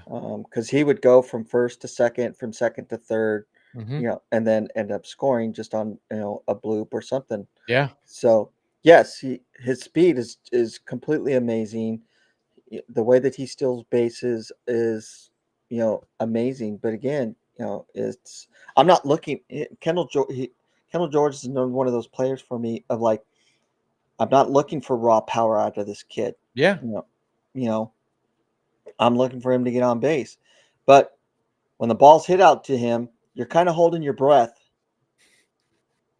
When it's hit out into the outfield and he's playing left field because mainly he played center field because of his speed. And yes, he got to some balls, but he overplayed some stuff. He wasn't able to get the balls. It was hit over his head. You know, eh, Granted, yes, he's still probably learning the position. But if we're going to be talking about you know players that are in their 20s and they should know better by now, he's one of those guys. Yeah. One of the things um, that I bring up, him not stealing bases well at Rancho or even in spring training, because I Yeah, saw that there too, yeah, versus this year. And then the changing with his hitting, he seems to be coachable. I think very that's much so. a huge thing. So those are things you don't see in these numbers. And so if a guy's coachable, you never know. So Hmm. I like that part. I like a lot about him. I mean, like you said, good dude, very respectful, and also but coachable. I think that's a huge thing. Oh, he totally proved it this year. Yeah, Totally absolutely. proved it. Yep. I'm That's not saying I don't dislike the kid. I yeah. just No, I know. I get you. Yeah, I get. I Yeah. just in my opinion, I just think he's overhyped. Well, yeah, that's already well. Not I don't even think anymore, because people know now. All you got to do is look at the first thing, the first sentence. He was drafted one slot ahead of Kevin McGonigal, who's what, top 2 prospects in Hmm. baseball. Yeah, yeah. Strike one, strike two, strike three on that one. Zach Earnhardt. This is one of the guys who got in the Dustin May trade. Hmm. Thank you, Red Sox. Thank you, and we'll see further more thank yous are coming. Right fielder. Casey's got a good eye on this guy, right? He played at Oklahoma State. State. Yeah. Oh, you can see it right there. Drafted in the 4th round by Boston. So he's older. Mhm. He's 5'11", 230, but his run is 55, which is really good. They're talking about him hitting a ball off Trey Savage. Yeah, it's a one-off. I'm not going to really think too much about that because I saw the Diego Cartaya hit a home run off of Blake Snell. So and Peters hit 2 home runs off of Madison Bumgarner. So yeah, look where they're at. Right. They say he's playable in center. That's good. So this guy's good. Seems like a good athlete or athlete. If you He totally is. I mean, his athletic ability out in the outfield is above average. His arm strength is good. so he You know, ended up in Double A, right? yeah, he played for Tulsa. That's right. Okay, I want to take a quick look at real numbers here. Again, my favorite website. Can't I just say Dodgers? But no. Wait. Oh, there he is. Take a look at his, Yeah. for some reason. Take a look at his strikeout rate.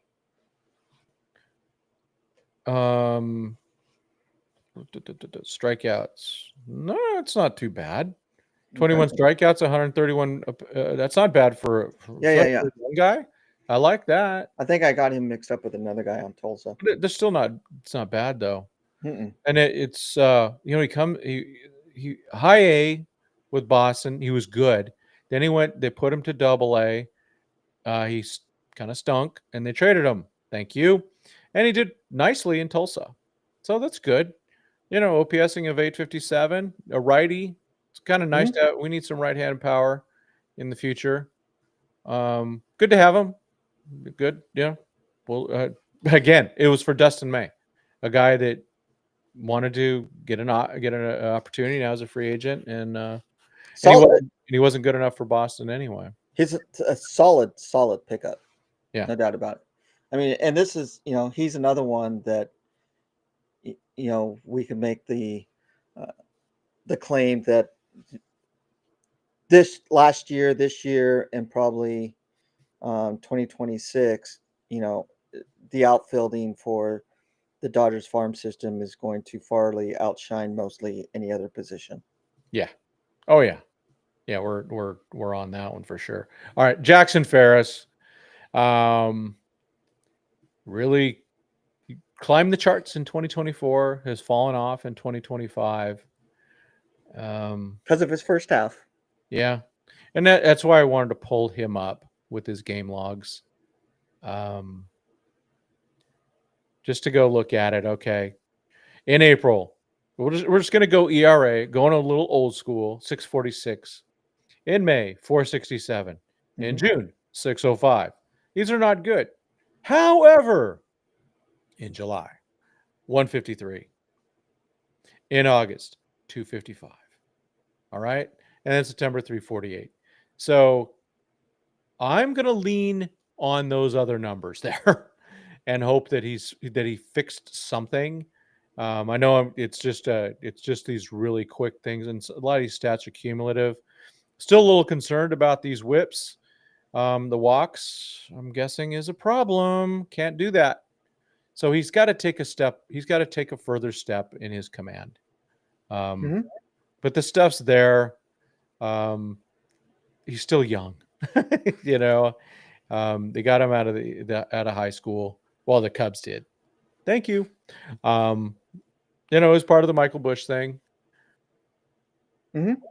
I watched, because I was there when the pitchers and catchers reported for that whole week, and I watched Mark Price and Dave Roberts. Every time Jackson Ferris came up to pitch, they were there with him, and they were making adjustments to him, giving him advice.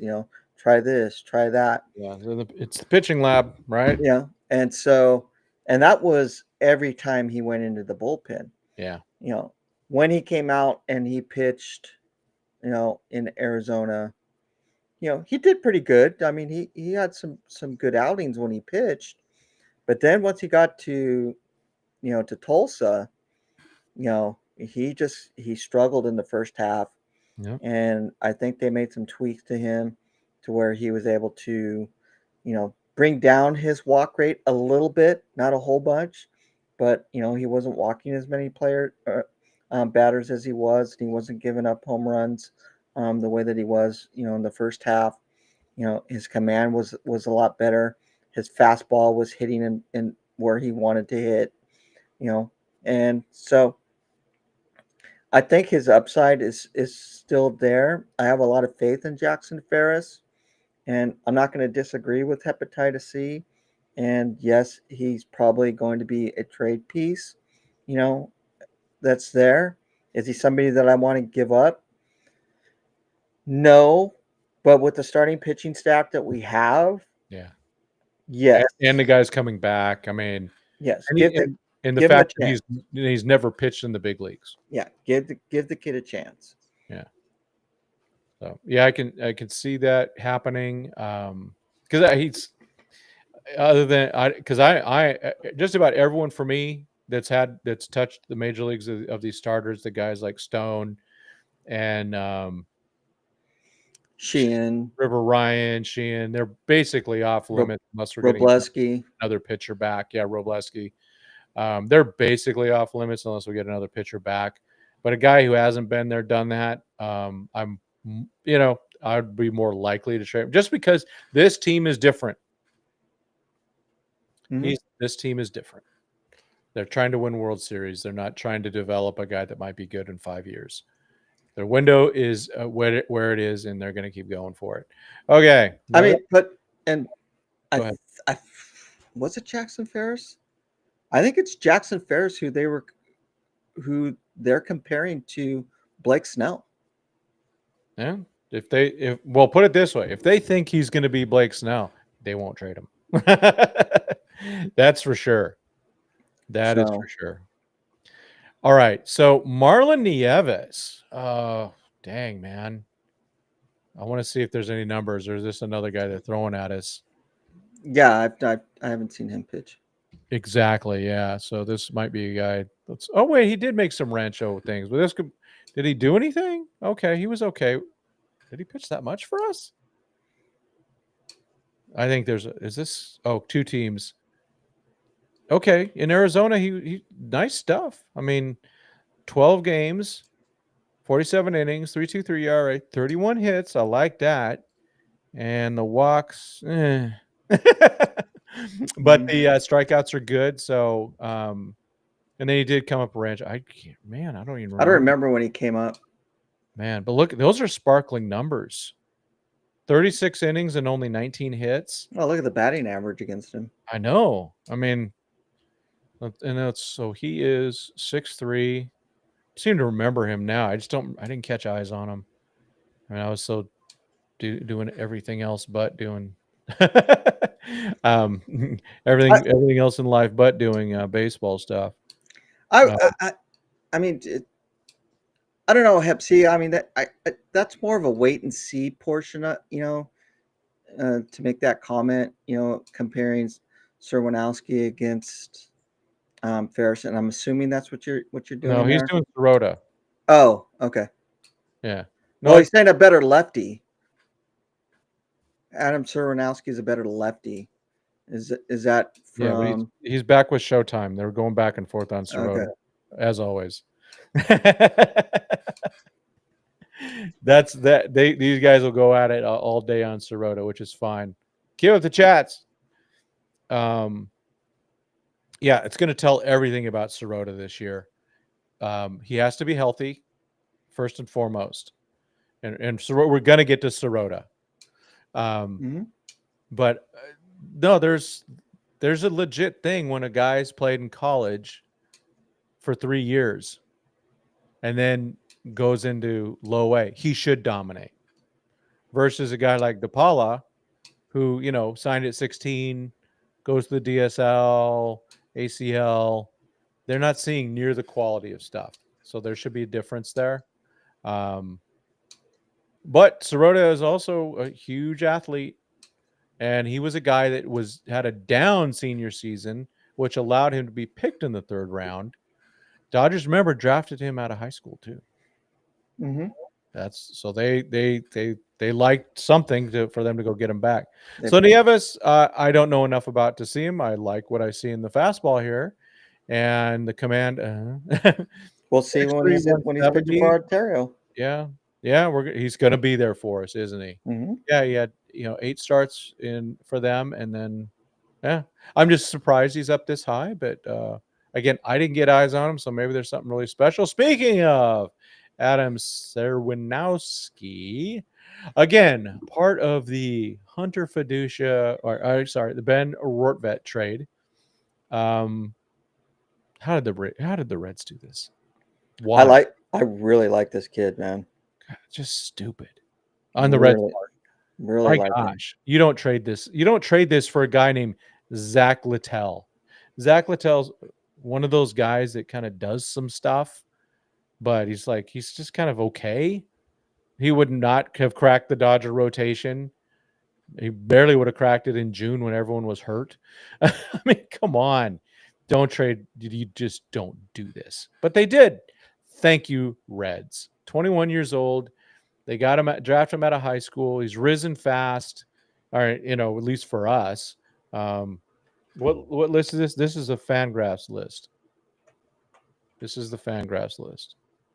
It's good stuff. It's different. Serenowski is going to show up in a lot of top 10s. But look at this. I mean, he's again a lefty, 6'5" lefty. Mm-hmm. Fastball, slider, already there. Just got to get that 3rd pitch. Nail that 3rd pitch. They're probably going to keep working. Remember, this will be his first spring training with the Dodgers. Yes. My bet is he's already in Arizona. He's probably been in Arizona since since September. And he's probably there again. He's going through that lab, and they're gonna work on that next pitch because this guy's got huge upside. So I mean, yeah, he came on like gangbusters, man. Well, right? he was Great Lakes ace pitcher when he came up and stayed that way. I'm interested to see what he's going to do with Tulsa this year, because I think he stays there with Tulsa. I don't think they drop him back down, just the way that he dominated with Great Lakes. So he's good. What makes him unique is his delivery and the way that he delivers the ball and how you really can't see it. He's got a real odd delivery, and his fastball sneaks up on batters to where they're like, "Oh, whoa, okay, that was a fastball." Yeah. And he can pinpoint his fastball very, very good. His sliders is really good. I don't, his command. I don't know if I really agree with that. His command was pretty good with all the times that I seen him pitch, for Great Lakes. It did kind of struggle a little bit, and that's probably where they're getting that when he went up to Tulsa. 55 walks and 111 innings is not good. I mean, he with the Reds, he was worse. Yeah. Right. Dodgers, he got better in Great Lakes. We're not even going to count the Tulsa thing. There was only 6 starts, but those are 6 quality starts. 183 ERA, 23 hits, the 14 walks. So that's better. But he's got a history here of really big. He's over 50%. So that's not good. That's why the command's there. But these are to see improvement. I love it. Hopefully that sticks. Yeah, and I completely agree. Please leave him at Tulsa. Him and Jackson Ferris there. Woohoo. That'll be fun to watch. Yeah. Carlos' prospect list is the Dodgers top 52. Not 50, not 100, not 28, 52. They've done 40, 51, 47. They just go, hey, these are people we care about. They're worth ranking. Saranowski, man. Thank you, Reds. That was just silly.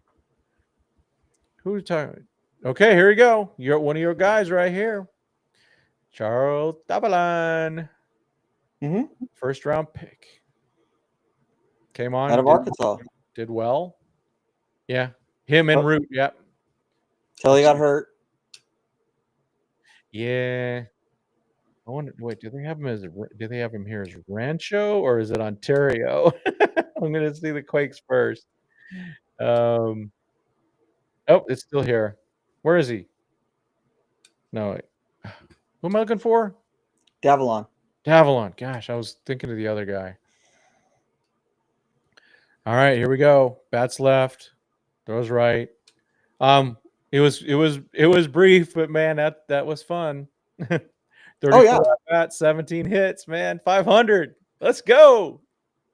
Yeah. Good kid, man. He is very talkative. He's very good in the dugout, hyping the players out.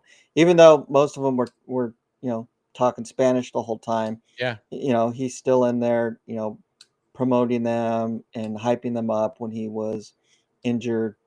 Because I think it was God, Hope he starts there this year.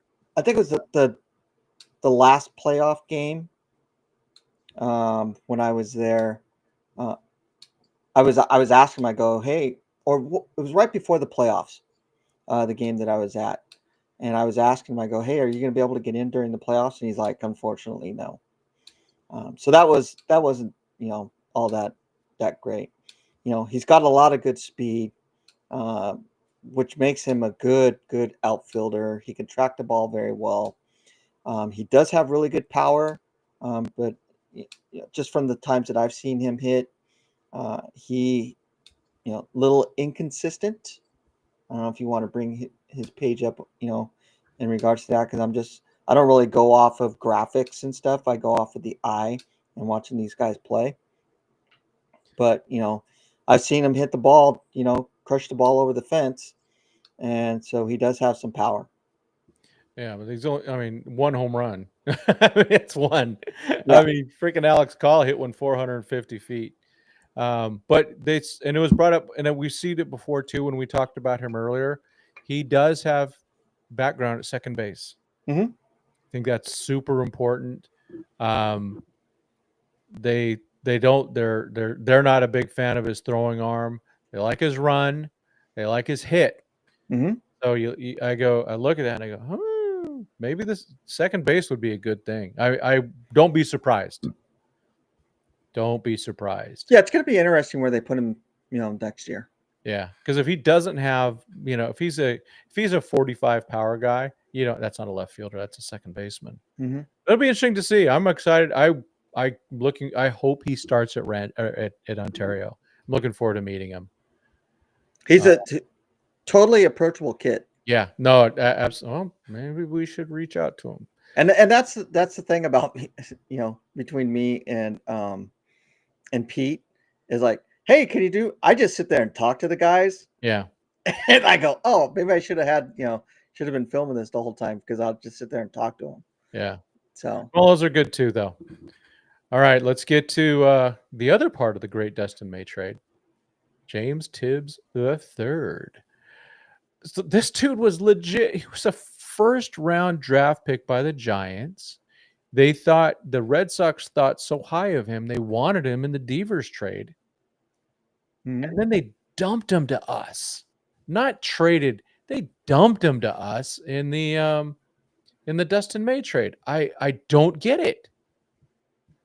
I honestly, did he finish in Tulsa? Yeah. Honestly, I didn't watch a whole lot of Tulsa's games because they were losing all the time. And I was concentrating more on, because you're either going to watch Great Lakes and miss out on more than half of the Tulsa game. And then by that time, Oklahoma's starting at the same time. And so I would just switch over. So there's, I didn't get to see a whole lot of him play. Yeah. It's just bizarre, though, that how they gave up on him so fast. I mean, you want him and you trade your best player, Mhm.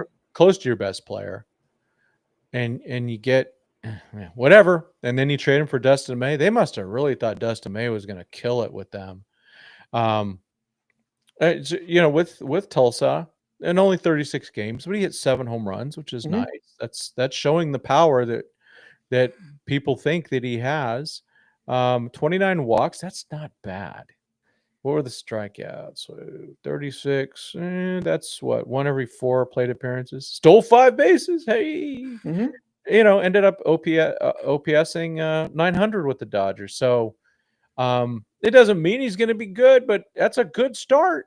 Mhm. And that's the it's got that feel of just being thank you. And the game, because I think I only saw like 2 games of him playing. Yeah. And one of the games, he did blast a home run out, which was Yeah. really At encouraging. seven, And I seven in think what that many games. It's pretty good. was he? Look at this. Look on his graphs, and because I want to say he was playing first base at one of the games He did. that I He seen no, him play. he played quite a bit of first base, they're saying Yeah, this year. Wait, I gotta go defense here. Fielding. Yeah, in fact, some teams really don't like him at anything but first base. because He I didn't played, see him play in the outfield. I seen the times that I seen him play, he was at first base. yeah. There's some first base. He played left field for us and right field. That's where he mainly played for the Dodgers or whatever, the Drillers, whatever, and then DHing too.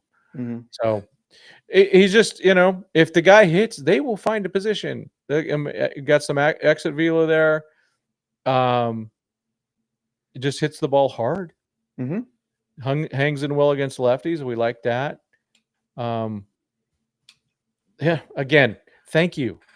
It's like the Red Sox got 0. We got 2 good prospects from them. Does it mean they're going to ever make the major leagues with the Dodgers? Who knows? Or Yeah. maybe they're trade bait. Maybe Tibbs gets traded again. That would be he'd probably be pretty upset with that. But why not? I mean, why? It's just good. Freeman just keeps going. Hmm. It's like yeah, no kidding, man. Red Sox GM watched too much pitching ninja.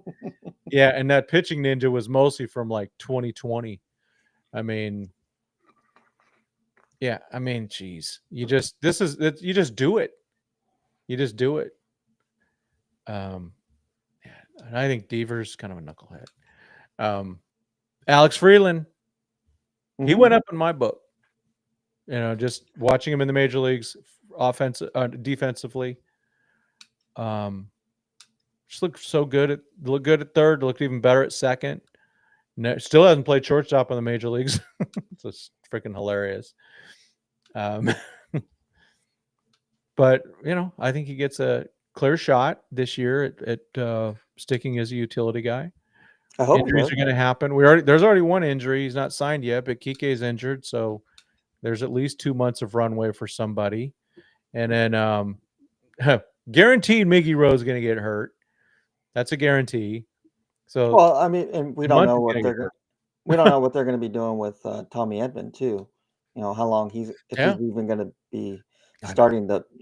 They say he's ready for spring training, and if you believe that, I've got a bridge to sell you Mhm. because it's the Dodgers with injury reports. Uh, it's just not very believable, peeps. That's for sure. They're just not good at that, or they are good at that. They're keeping it under the covers. Mhm. Um, they like his raw power more than his game power. I think that's interesting. Mhm. Um, I know Showtime is one of the bigger Freeland guys. I don't know if Show's still out here. You like Freeland more than Kim. I think they each bring very different things. We'll see. All right. Kim's a nicer guy. Car- Just saying. Carlos and Freeland went to the same Carlos and Freeland went to the same college. Ah, nice. UCF. Oh yeah, and my son worked at UCF for 4 months. I actually have a UCF polo shirt that I wear periodically. I like Alex Freeman. There. You Yeah, I know, do too. I I like him more than I did last year. I like him more now that I see him at the major league levels. He answered some of my questions, being able to play second and third at the major league level. you know, I kind of, I've actually would have been disappointed if he didn't perform because I thought that he would perform decently, you know, when they brought him up. But he So, barely even played at third, and he didn't play hardly anything at second during his career. mhm. So it was good to see that he could step right in there and do a good job. So Yeah, it was I just needed to see it at the major league level. and he's a switch hitter, Yep.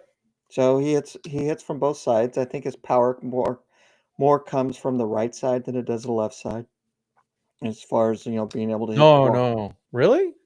I said I think. I'm not Oh, sure on. okay. I I wasn't don't look at stats. I just look at, you know, when they're playing, Let's look. Let's and if pull I them up because I think because those splits they do matter, obviously, yeah, right? and I could be wrong on that. You No, know, I mean we should always be looking at the splits for these switch hitters just to see if they stick that way.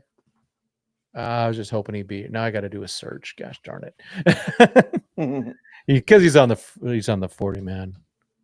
Freeland, there he is. Yeah, he's on the 40 man, which is good. Let's go take a quick look at some splits. And his first major league home run was against the Padres, so big fan of that. There we go. Splits. What do we see here? What do we see? I don't care about home away. There we go. Versus left, so that would be as a righty. 207, 321, 356 with 4 knocks, 4 home runs. I think, is that right? Is that home runs? Yeah, that's the home runs, right? Making sure. Yeah, those are his home runs. And then, oh shoot, it went too far. Versus righties that's his lefty. He's better. okay. So eh, he's and the Dodgers did platoon him a bit when they had him up. I remember they would play the legend Buddy Kennedy instead of Freeland, which just drove me nuts. You're telling me Alex Freeland, even though he's weaker as a righty, can't be better than Buddy Kennedy? That's World Series champion Buddy Kennedy. And World Series champion Alex Freeland. He did contribute. I think he helped hold it down. And I was Mhm. really, not the greatest, and he's still eligible for Rookie of the Year. Oh man, wouldn't it be great to see that guy really step up this year? Love it. Oh, definitely. You know, I hope they give him a little bit more of a runway uh, to go off of this year, and we'll see at the beginning of the season. You know, with the lineup or not the lineup. You know, Yep, I know what you mean. Injuries and all that stuff, yeah. the roster and all that. All right. Christian Zazueta. So I actually had an interview with him that never made it because it just didn't work. The video was terrible, and then he was promoted before I could get to him again. This guy acquired for Caleb Ferguson. Mm-hmm.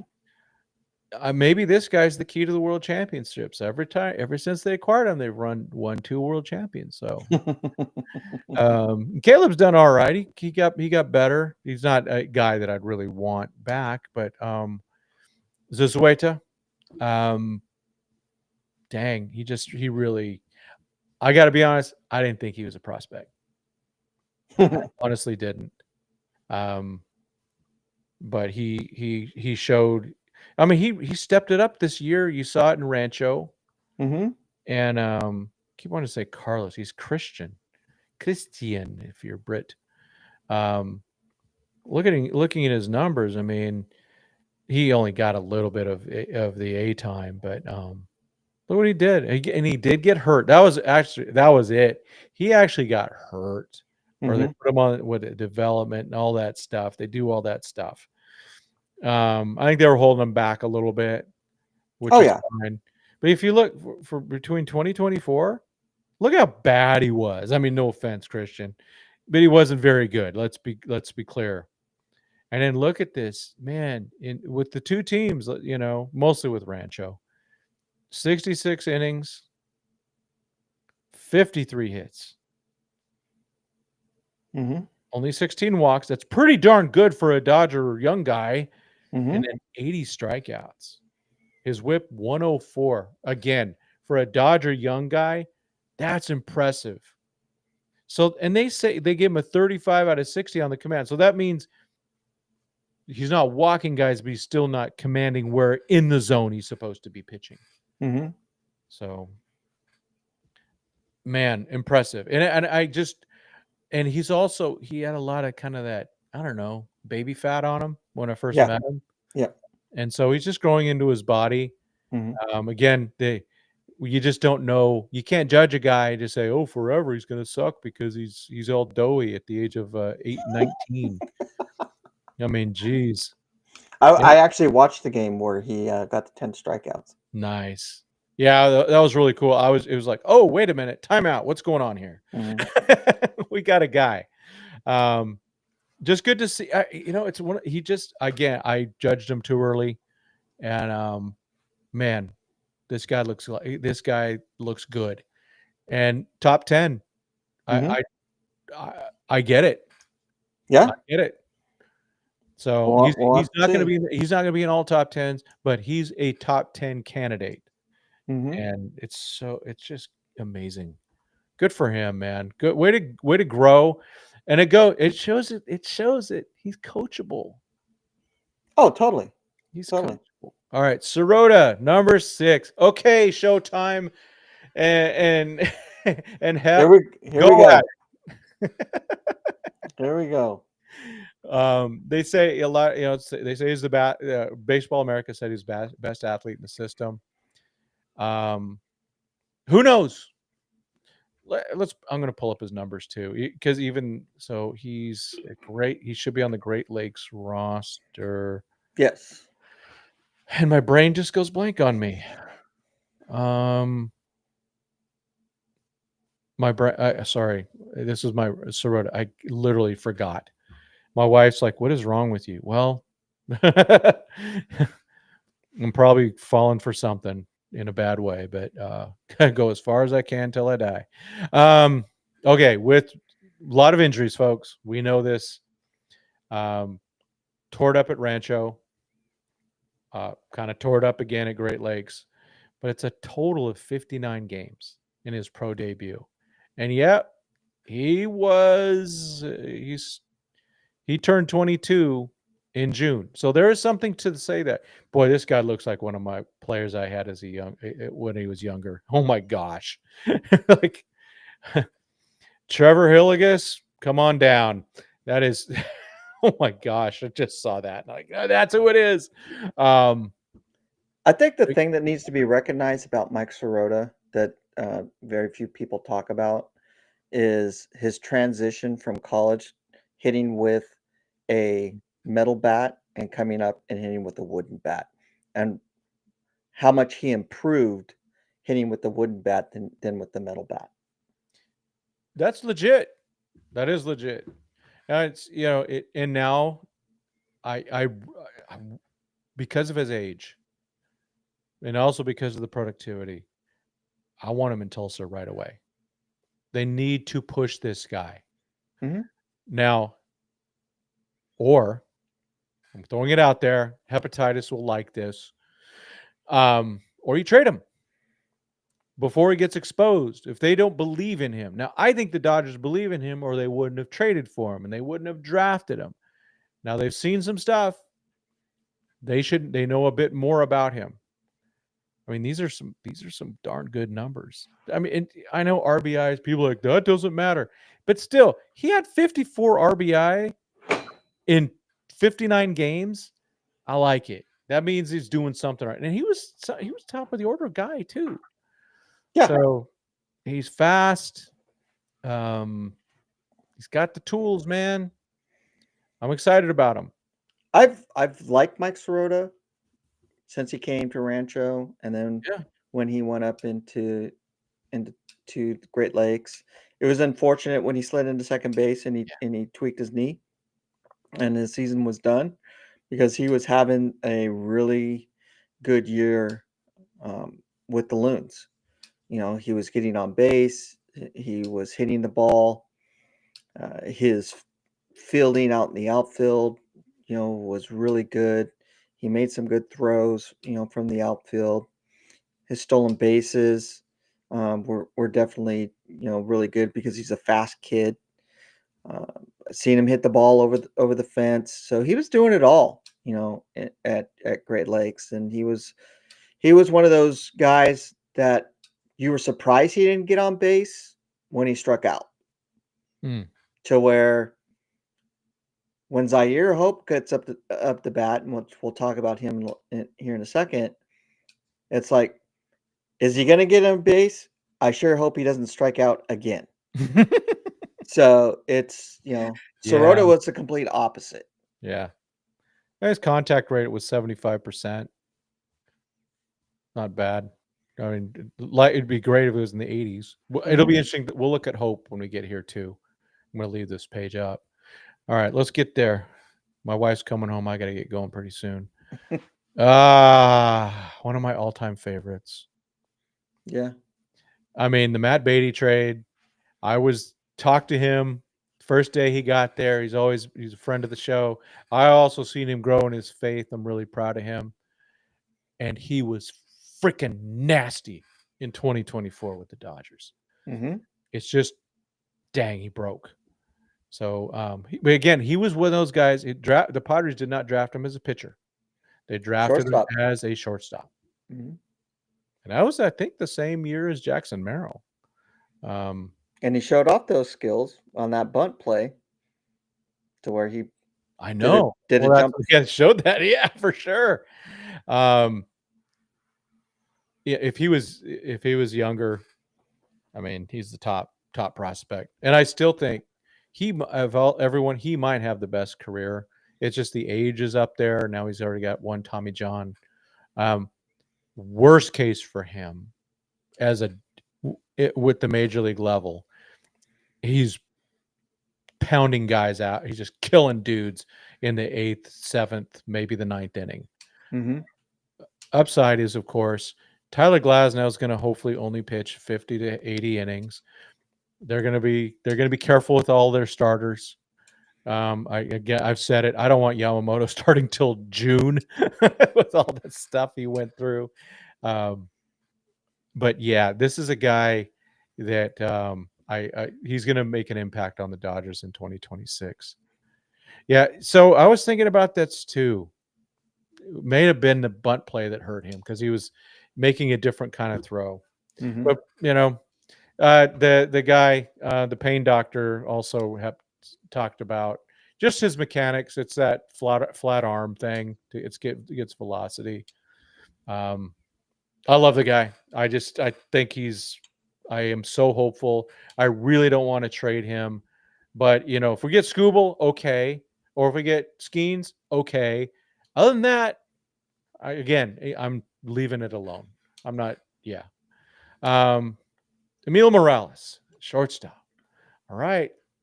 It's our young stud here. And now I sucked. I did not get a chance to see him live. I saw him a little bit in spring training. But you said he had leadership skills too, right? He totally does. I mean, I love that. And especially of a shortstop. He totally does. He came right up to Rancho. He crushed it. And took over. Dang. That dugout. But look at the numbers. In 30 games, 5 home runs. Got 17 walks, 33 strikeouts. Stolen base, 5. Batting average, 339. On base, 420. Slug, 548. Are you kidding me? As a 19-year-old? Are you kidding me? Oh, my gosh. Why isn't this guy number 1? I mean, just looking at some raw numbers there. Let's I'm going to see if they have any information on him here. He should be up there, but I was super impressed by Morales in regards to not just his ability to play, and perform, especially in the box and on the field, But what impressed me the most is kind of what I said already is how he came into Rancho and just took over that dugout and their mindset and how they were just cheering for one another and he's the one leading it. He's the first guy to get up on the rail and start, Yeah. cheering people on and he's grabbing people and putting them up there. And I was just super impressed by him. And because I've always read stuff and I talked to God, I can't remember the guy's name, but he's the head scout for the Dominican Republic. You know, Hmm. I talk to him every once in a while. And that was one of the first things that came out of his mouth was like, Emil Morales is a true leader. And this is when he was in the Dominican Republic. And that instantly, the first time that I saw him, because I think I was there when he made his first start when he Mm. came up to Rancho. Um, I instantly saw that and Yeah. just went, okay, I get it now. Of what he was saying. Whoa. Doug wants to do a show. Um, so morale, I did bring up. So here's the problem: contact percent. That's Yeah. that's not good. It's not good. And I'm kind of giving him a pass because it was only a half a year. Yeah, and he's Um, 19, but it's been one of those things that people talk about that has been mhm. out there. I was hoping that that would change a little bit, but it's still there. So the hit tool, that's the one that's going to that's what's holding him back. But you never know. If he I, put it this I way, if he has the character like you're talking about, I'm sure he's coachable. You just maybe he's willing to make adjustments. I Right. honestly think out, his 28% K rate, yeah, that's high, but I think that he was trying to prove himself his first half of coming in halfway through the year. Rancho was already slated, to go to be in the playoffs. I think that he came in there saying that he's going to be that guy, and he was trying too hard Yeah. at Well, at the plate and trying to make plays and say, "My name's Emil Morales. I'm the guy that's you need to be watching." But instead, they're watching out. Yeah, he did strike out quite a bit, but the times that he hit the ball, he hit with power, and he did put the ball in play, and he did move runners around. But I think we're going to see a completely different Morales in 2026 than the second half of Rancho. well, and the good thing is he's going to get us that. He starts the season as their guy, Hmm. and he's already made his mark with them. So he's going to be the leader of that team as a 19-year-old, which is really cool. And so we're going to see. I'm excited. But we do need to see some improvement in those things, or it's going to be rough. Yeah. Uh, Speaking of improvement, one of my favorites in that department, Eduardo Quintero, from trying to kill us in 2024 in the dugout from center field Yeah. Right. to becoming just the best player at Rancho during the season. He was fantastic. And so I'm so pleased with what I saw with him. Hmm. Um, Former catcher. So that's probably why that some of those throws from center weren't so good. But Yeah. good kid, this guy, man. Now I'm going to say it, not that I'm advocating. He is a really good sell high candidate. Now, Hmm. if the Dodgers believe that he's reached his Diego Cartayas spot, then they might do that. However, if they believe in him, he ain't going anywhere unless it's a, Gunnar Henderson, Byron Buxton type thing. He's not going anywhere. Hmm. So I again just high. We both say this a lot, but it's because this is what the Dodgers do. High character kid. Hmm. They have so many of them because this is what they do. Hmm. Again, Yoendry Vargas, cut your hair. Trust me. Trust me. Um, Yeah, everything's better with this guy. And A little bit. I will say this, which is, going to make Showtime mad. Because he thinks I completely hate Josue DePaula, which I don't. If Quintero has the discipline at the plate and makes those adjustments,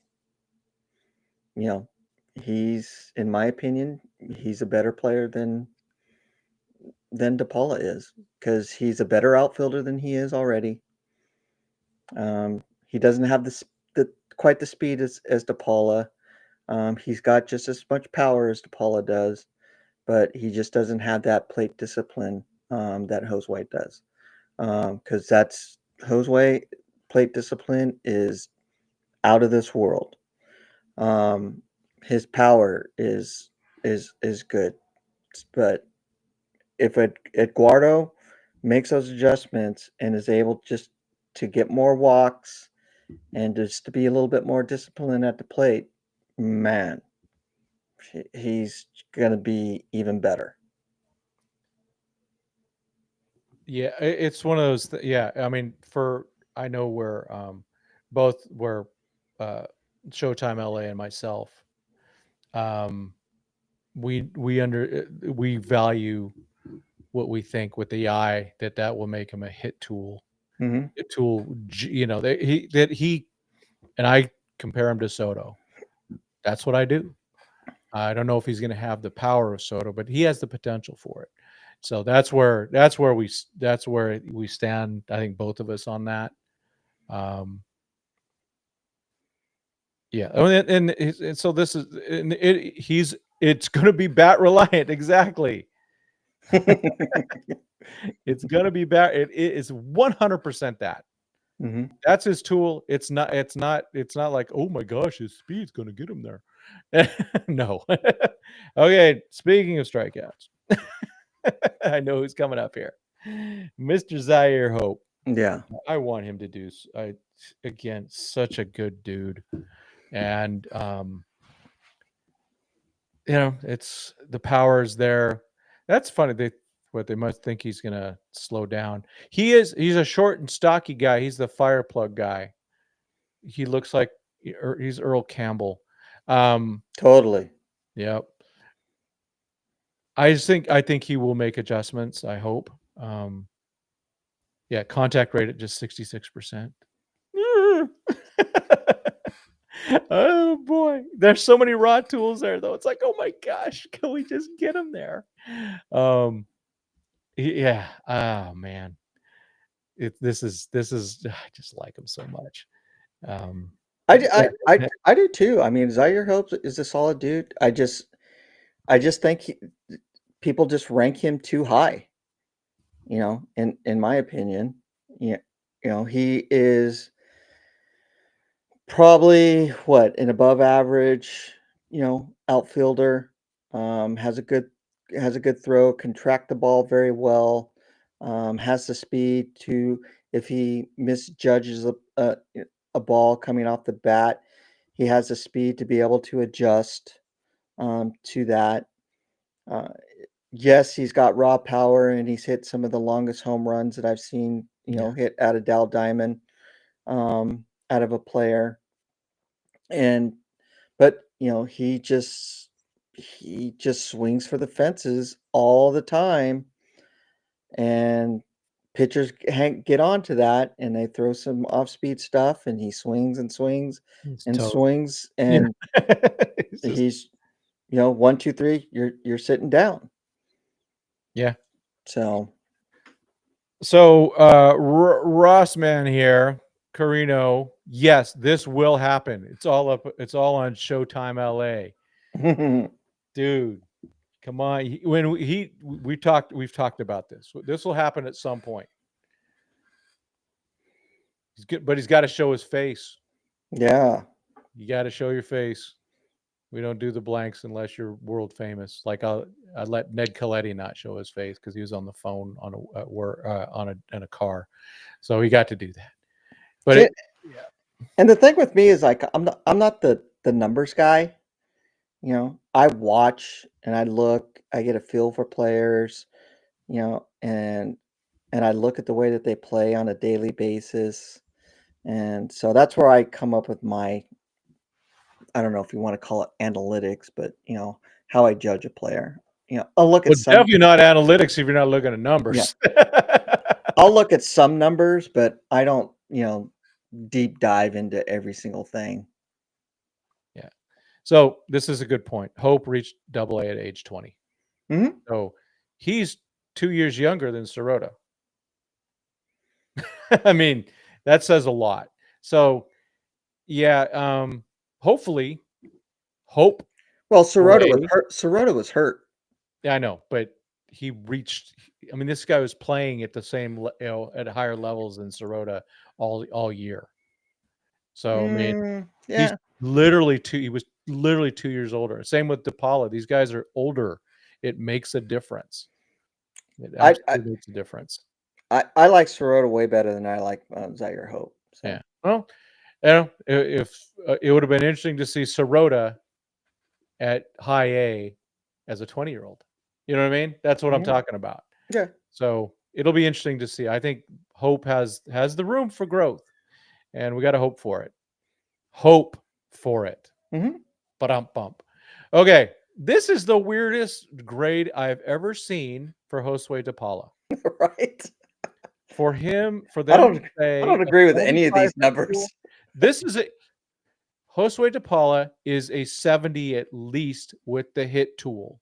Hmm. Not in results yet, but the fact that he's way better than just about every umpire at figuring out where the frickin' ball is. Yeah. That's a skill, and that's really going to play up as he gets the magic the ABS. So the rules are going to be helping him a lot. So the power is not there yet. It's coming around. I was expecting a little bit more of it, but again, he's 20. He's long and lean. We don't know what he's going to project to. I think he comes from athletes. He's an athletic family. Hmm. Um, I think he's at. I don't even. I actually have him a little higher with the run. 'Cause I saw him steal a lot more bases than someone else that's stole 100 this year at Rancho. Yeah. Um, Mhm. he does have a good arm, and but his defense. He needs to make that a little more of a priority. Let's just say that. Is that the nicest way to say that? Completely agree. Um, so the raw power the game power, that's interesting. Um, the raw power, it's not a surprise. I actually think that it's there. I think, but again, it's speculation. I See, I agree with this. I don't agree with I only agree with like maybe one of his numbers, and that's the fielding. I think his raw power could go up a little bit. His game power can go up. His run is better than that. And the hit, I don't even know where they come up with this. It's kind of ridiculous. It is absolutely ridiculous. It's It's just what? he's probably one of the most disciplined hitters, you know, eh, that's in the minor league system. So I don't get that at all. Yeah, but they still had him number one. Yeah. It's what's just freaking hilarious. Lift the ball. He's getting there. Yeah, exactly. Showtime. Exactly. No, I saw him steal a lot. He if you and if you were to put a new grade of confidence, it's an 80. Mhm. So he believes that he's fast. Um, and He I is fast. I and mean, I saw it. It's like he doesn't when you kind of look at him and you go, doesn't look fast, but he is. I think he's definitely not. I can't wait till we get some actual metrics on him. Let's put it mhm. that. Yeah. I'm going to scroll down. So DePaula, you can. There's ton of arguments for a lot of these guys to be number one, which is great. I'm Mhm. going to go down to guys that didn't make it. Some fringe relievers just to talk about some guys. I think a couple of these guys are pretty interesting. Mason Estrada. Okay, whatever. Luke Fox, kind of like him. Antoine Kelly, they just got him recently. Lucas Wep, Canadian, kind of hides the ball really well. Yeah, I think they are predicting him getting stronger for sure as he gets older. Roque Gutierrez, that's a guy. He's going to pitch in the major league somehow. I just believe it. You look at him, he's about my height, maybe. He's been around. I just think he just keeps going and probably makes the major leagues at like 33. Cam Day, seen a lot of him. He just keeps throwing harder and harder. Levon Reynoso, Alex Makarowicz. I'm kind of a fan. Well, he was really good at Rancho. Mhm. I know he struggled a little bit, but I like the fact they made him a reliever. I think that was a good call, and he was pretty happy about it. Some DSL arms, Adrian Torres. I remember I've seen that name. Joseph Dang Thon. What the heck? Where's he from? Not enough to stick. Okay, here's some guys that we are all familiar with. Chris Newell. I was super Kinda disappointed in Newell's performance, this year. I yeah. thought this was going to be his breakout year, but just didn't happen. Brendan Tunick, that was a guy that some of us liked before. Jaron Elkins, I'm not giving up on him just No. because of speed. Austin Gauthier, really, we talked about he struggled a lot at Yeah. AAA.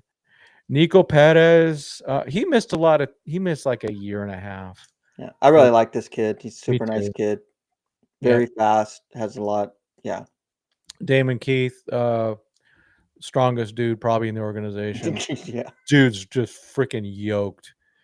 Depth starters, there's Samuel Sanchez, and look at these guys that came off. The fact that these guys aren't in the top 52 says something. These guys are in top 30s with some teams. Let's put it that way. Samuel Sanchez especially, but Mhm. Peyton Martin, he just has had some injuries. Chris Campos, I'm big fan of him. Mhm. And just overall, they do a lot of good stuff with given the slots that they have. Yeah, too much K's definitely go. I don't want to look at that show. Hey, I know. I know.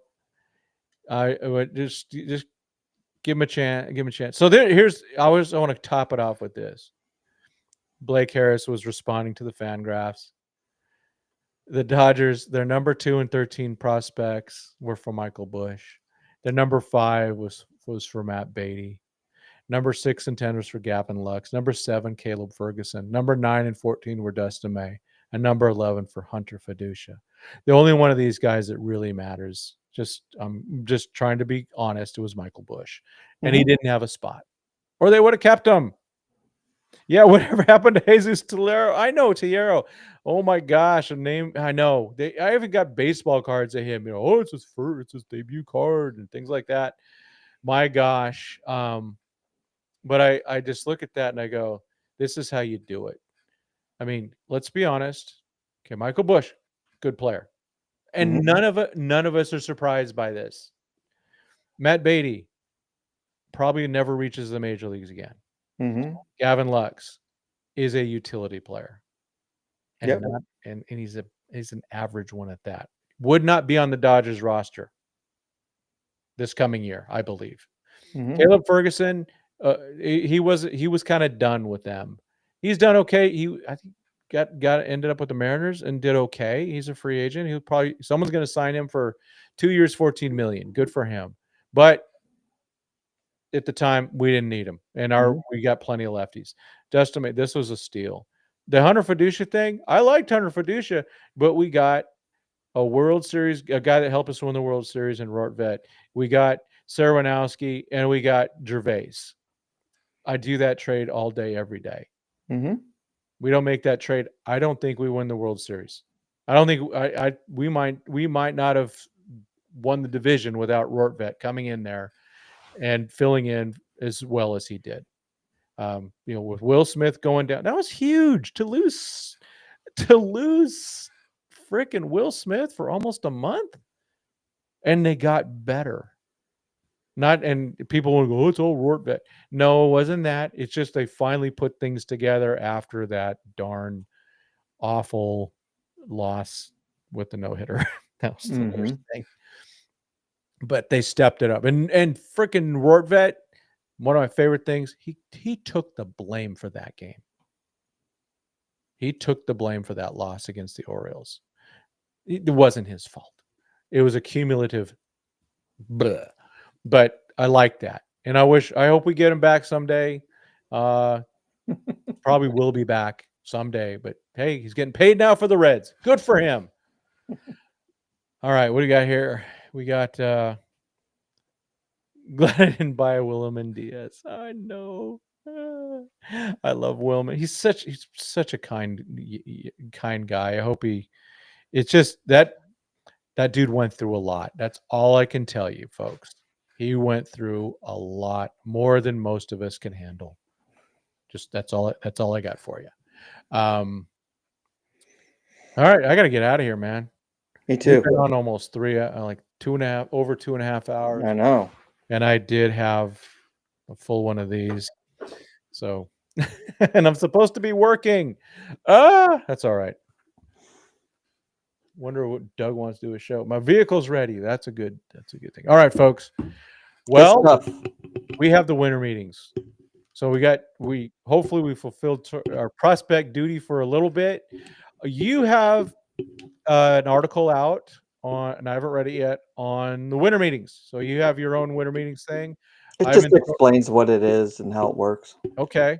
And we got the Rule 5 draft, of course. That's something that we care about. And I've been throwing out the combination of grifting, clickbait, and real stuff videos. The real ones can tell the difference. I still want Diaz, though. Me too. That is not clickbait for me. That is real. I do too. So yeah, but now I can. The Buxton one is probably not happening, at least during the season, or at least during the off season. So yeah, Sammy Boy comes in. Yeah. So, but I got more coming. I have one. So people who are members already have access to all 5 of the Raws. I got 3 more to put out. Patreon will also get access to those. Plus Patreon, if you do another level, there's the Discord, which Mike and I are a part of.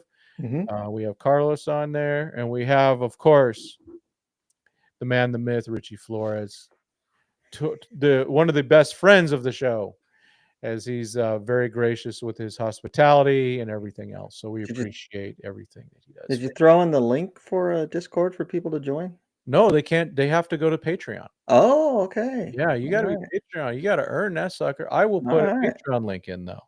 There you go. I'm going to do that. Thank you for that. It is in the description, too, but let's throw it in there. That's a good call. And is that it? Because one thing that I plan on doing in the Discord is, for those that are interested, I will live stream some of the games for the minor leagues in there. Well, that'll be good. And so we can have a discussion while they're playing, and you can see them play, and you can see what I see and all that. So yep, but you got to be a Patreon to do that. So please join the Patreon, unless Mike decides to do his own Discord. But in my Discord, you got to earn it. You got to pay for it. I already have my own Discord, but I'm all about this. I've been doing Discord for a long time. So okay. I'm on Clint's channel. He gifted me one. So I'll probably get him on ours. See if he'll go on ours. But my Patreon, I've already put in. I support both Dodgers Daily and all Dodgers. So yeah, come on in, folks. The water's fine. Yep. And put it this way, the more people we get, the more stuff's going to happen, the better it's going to be. So I think my rates are reasonable. I think it's $3 to get the Discord. It's only $1, just like for the members. to get access to early access to videos. Mhm. So, 'Cause okay.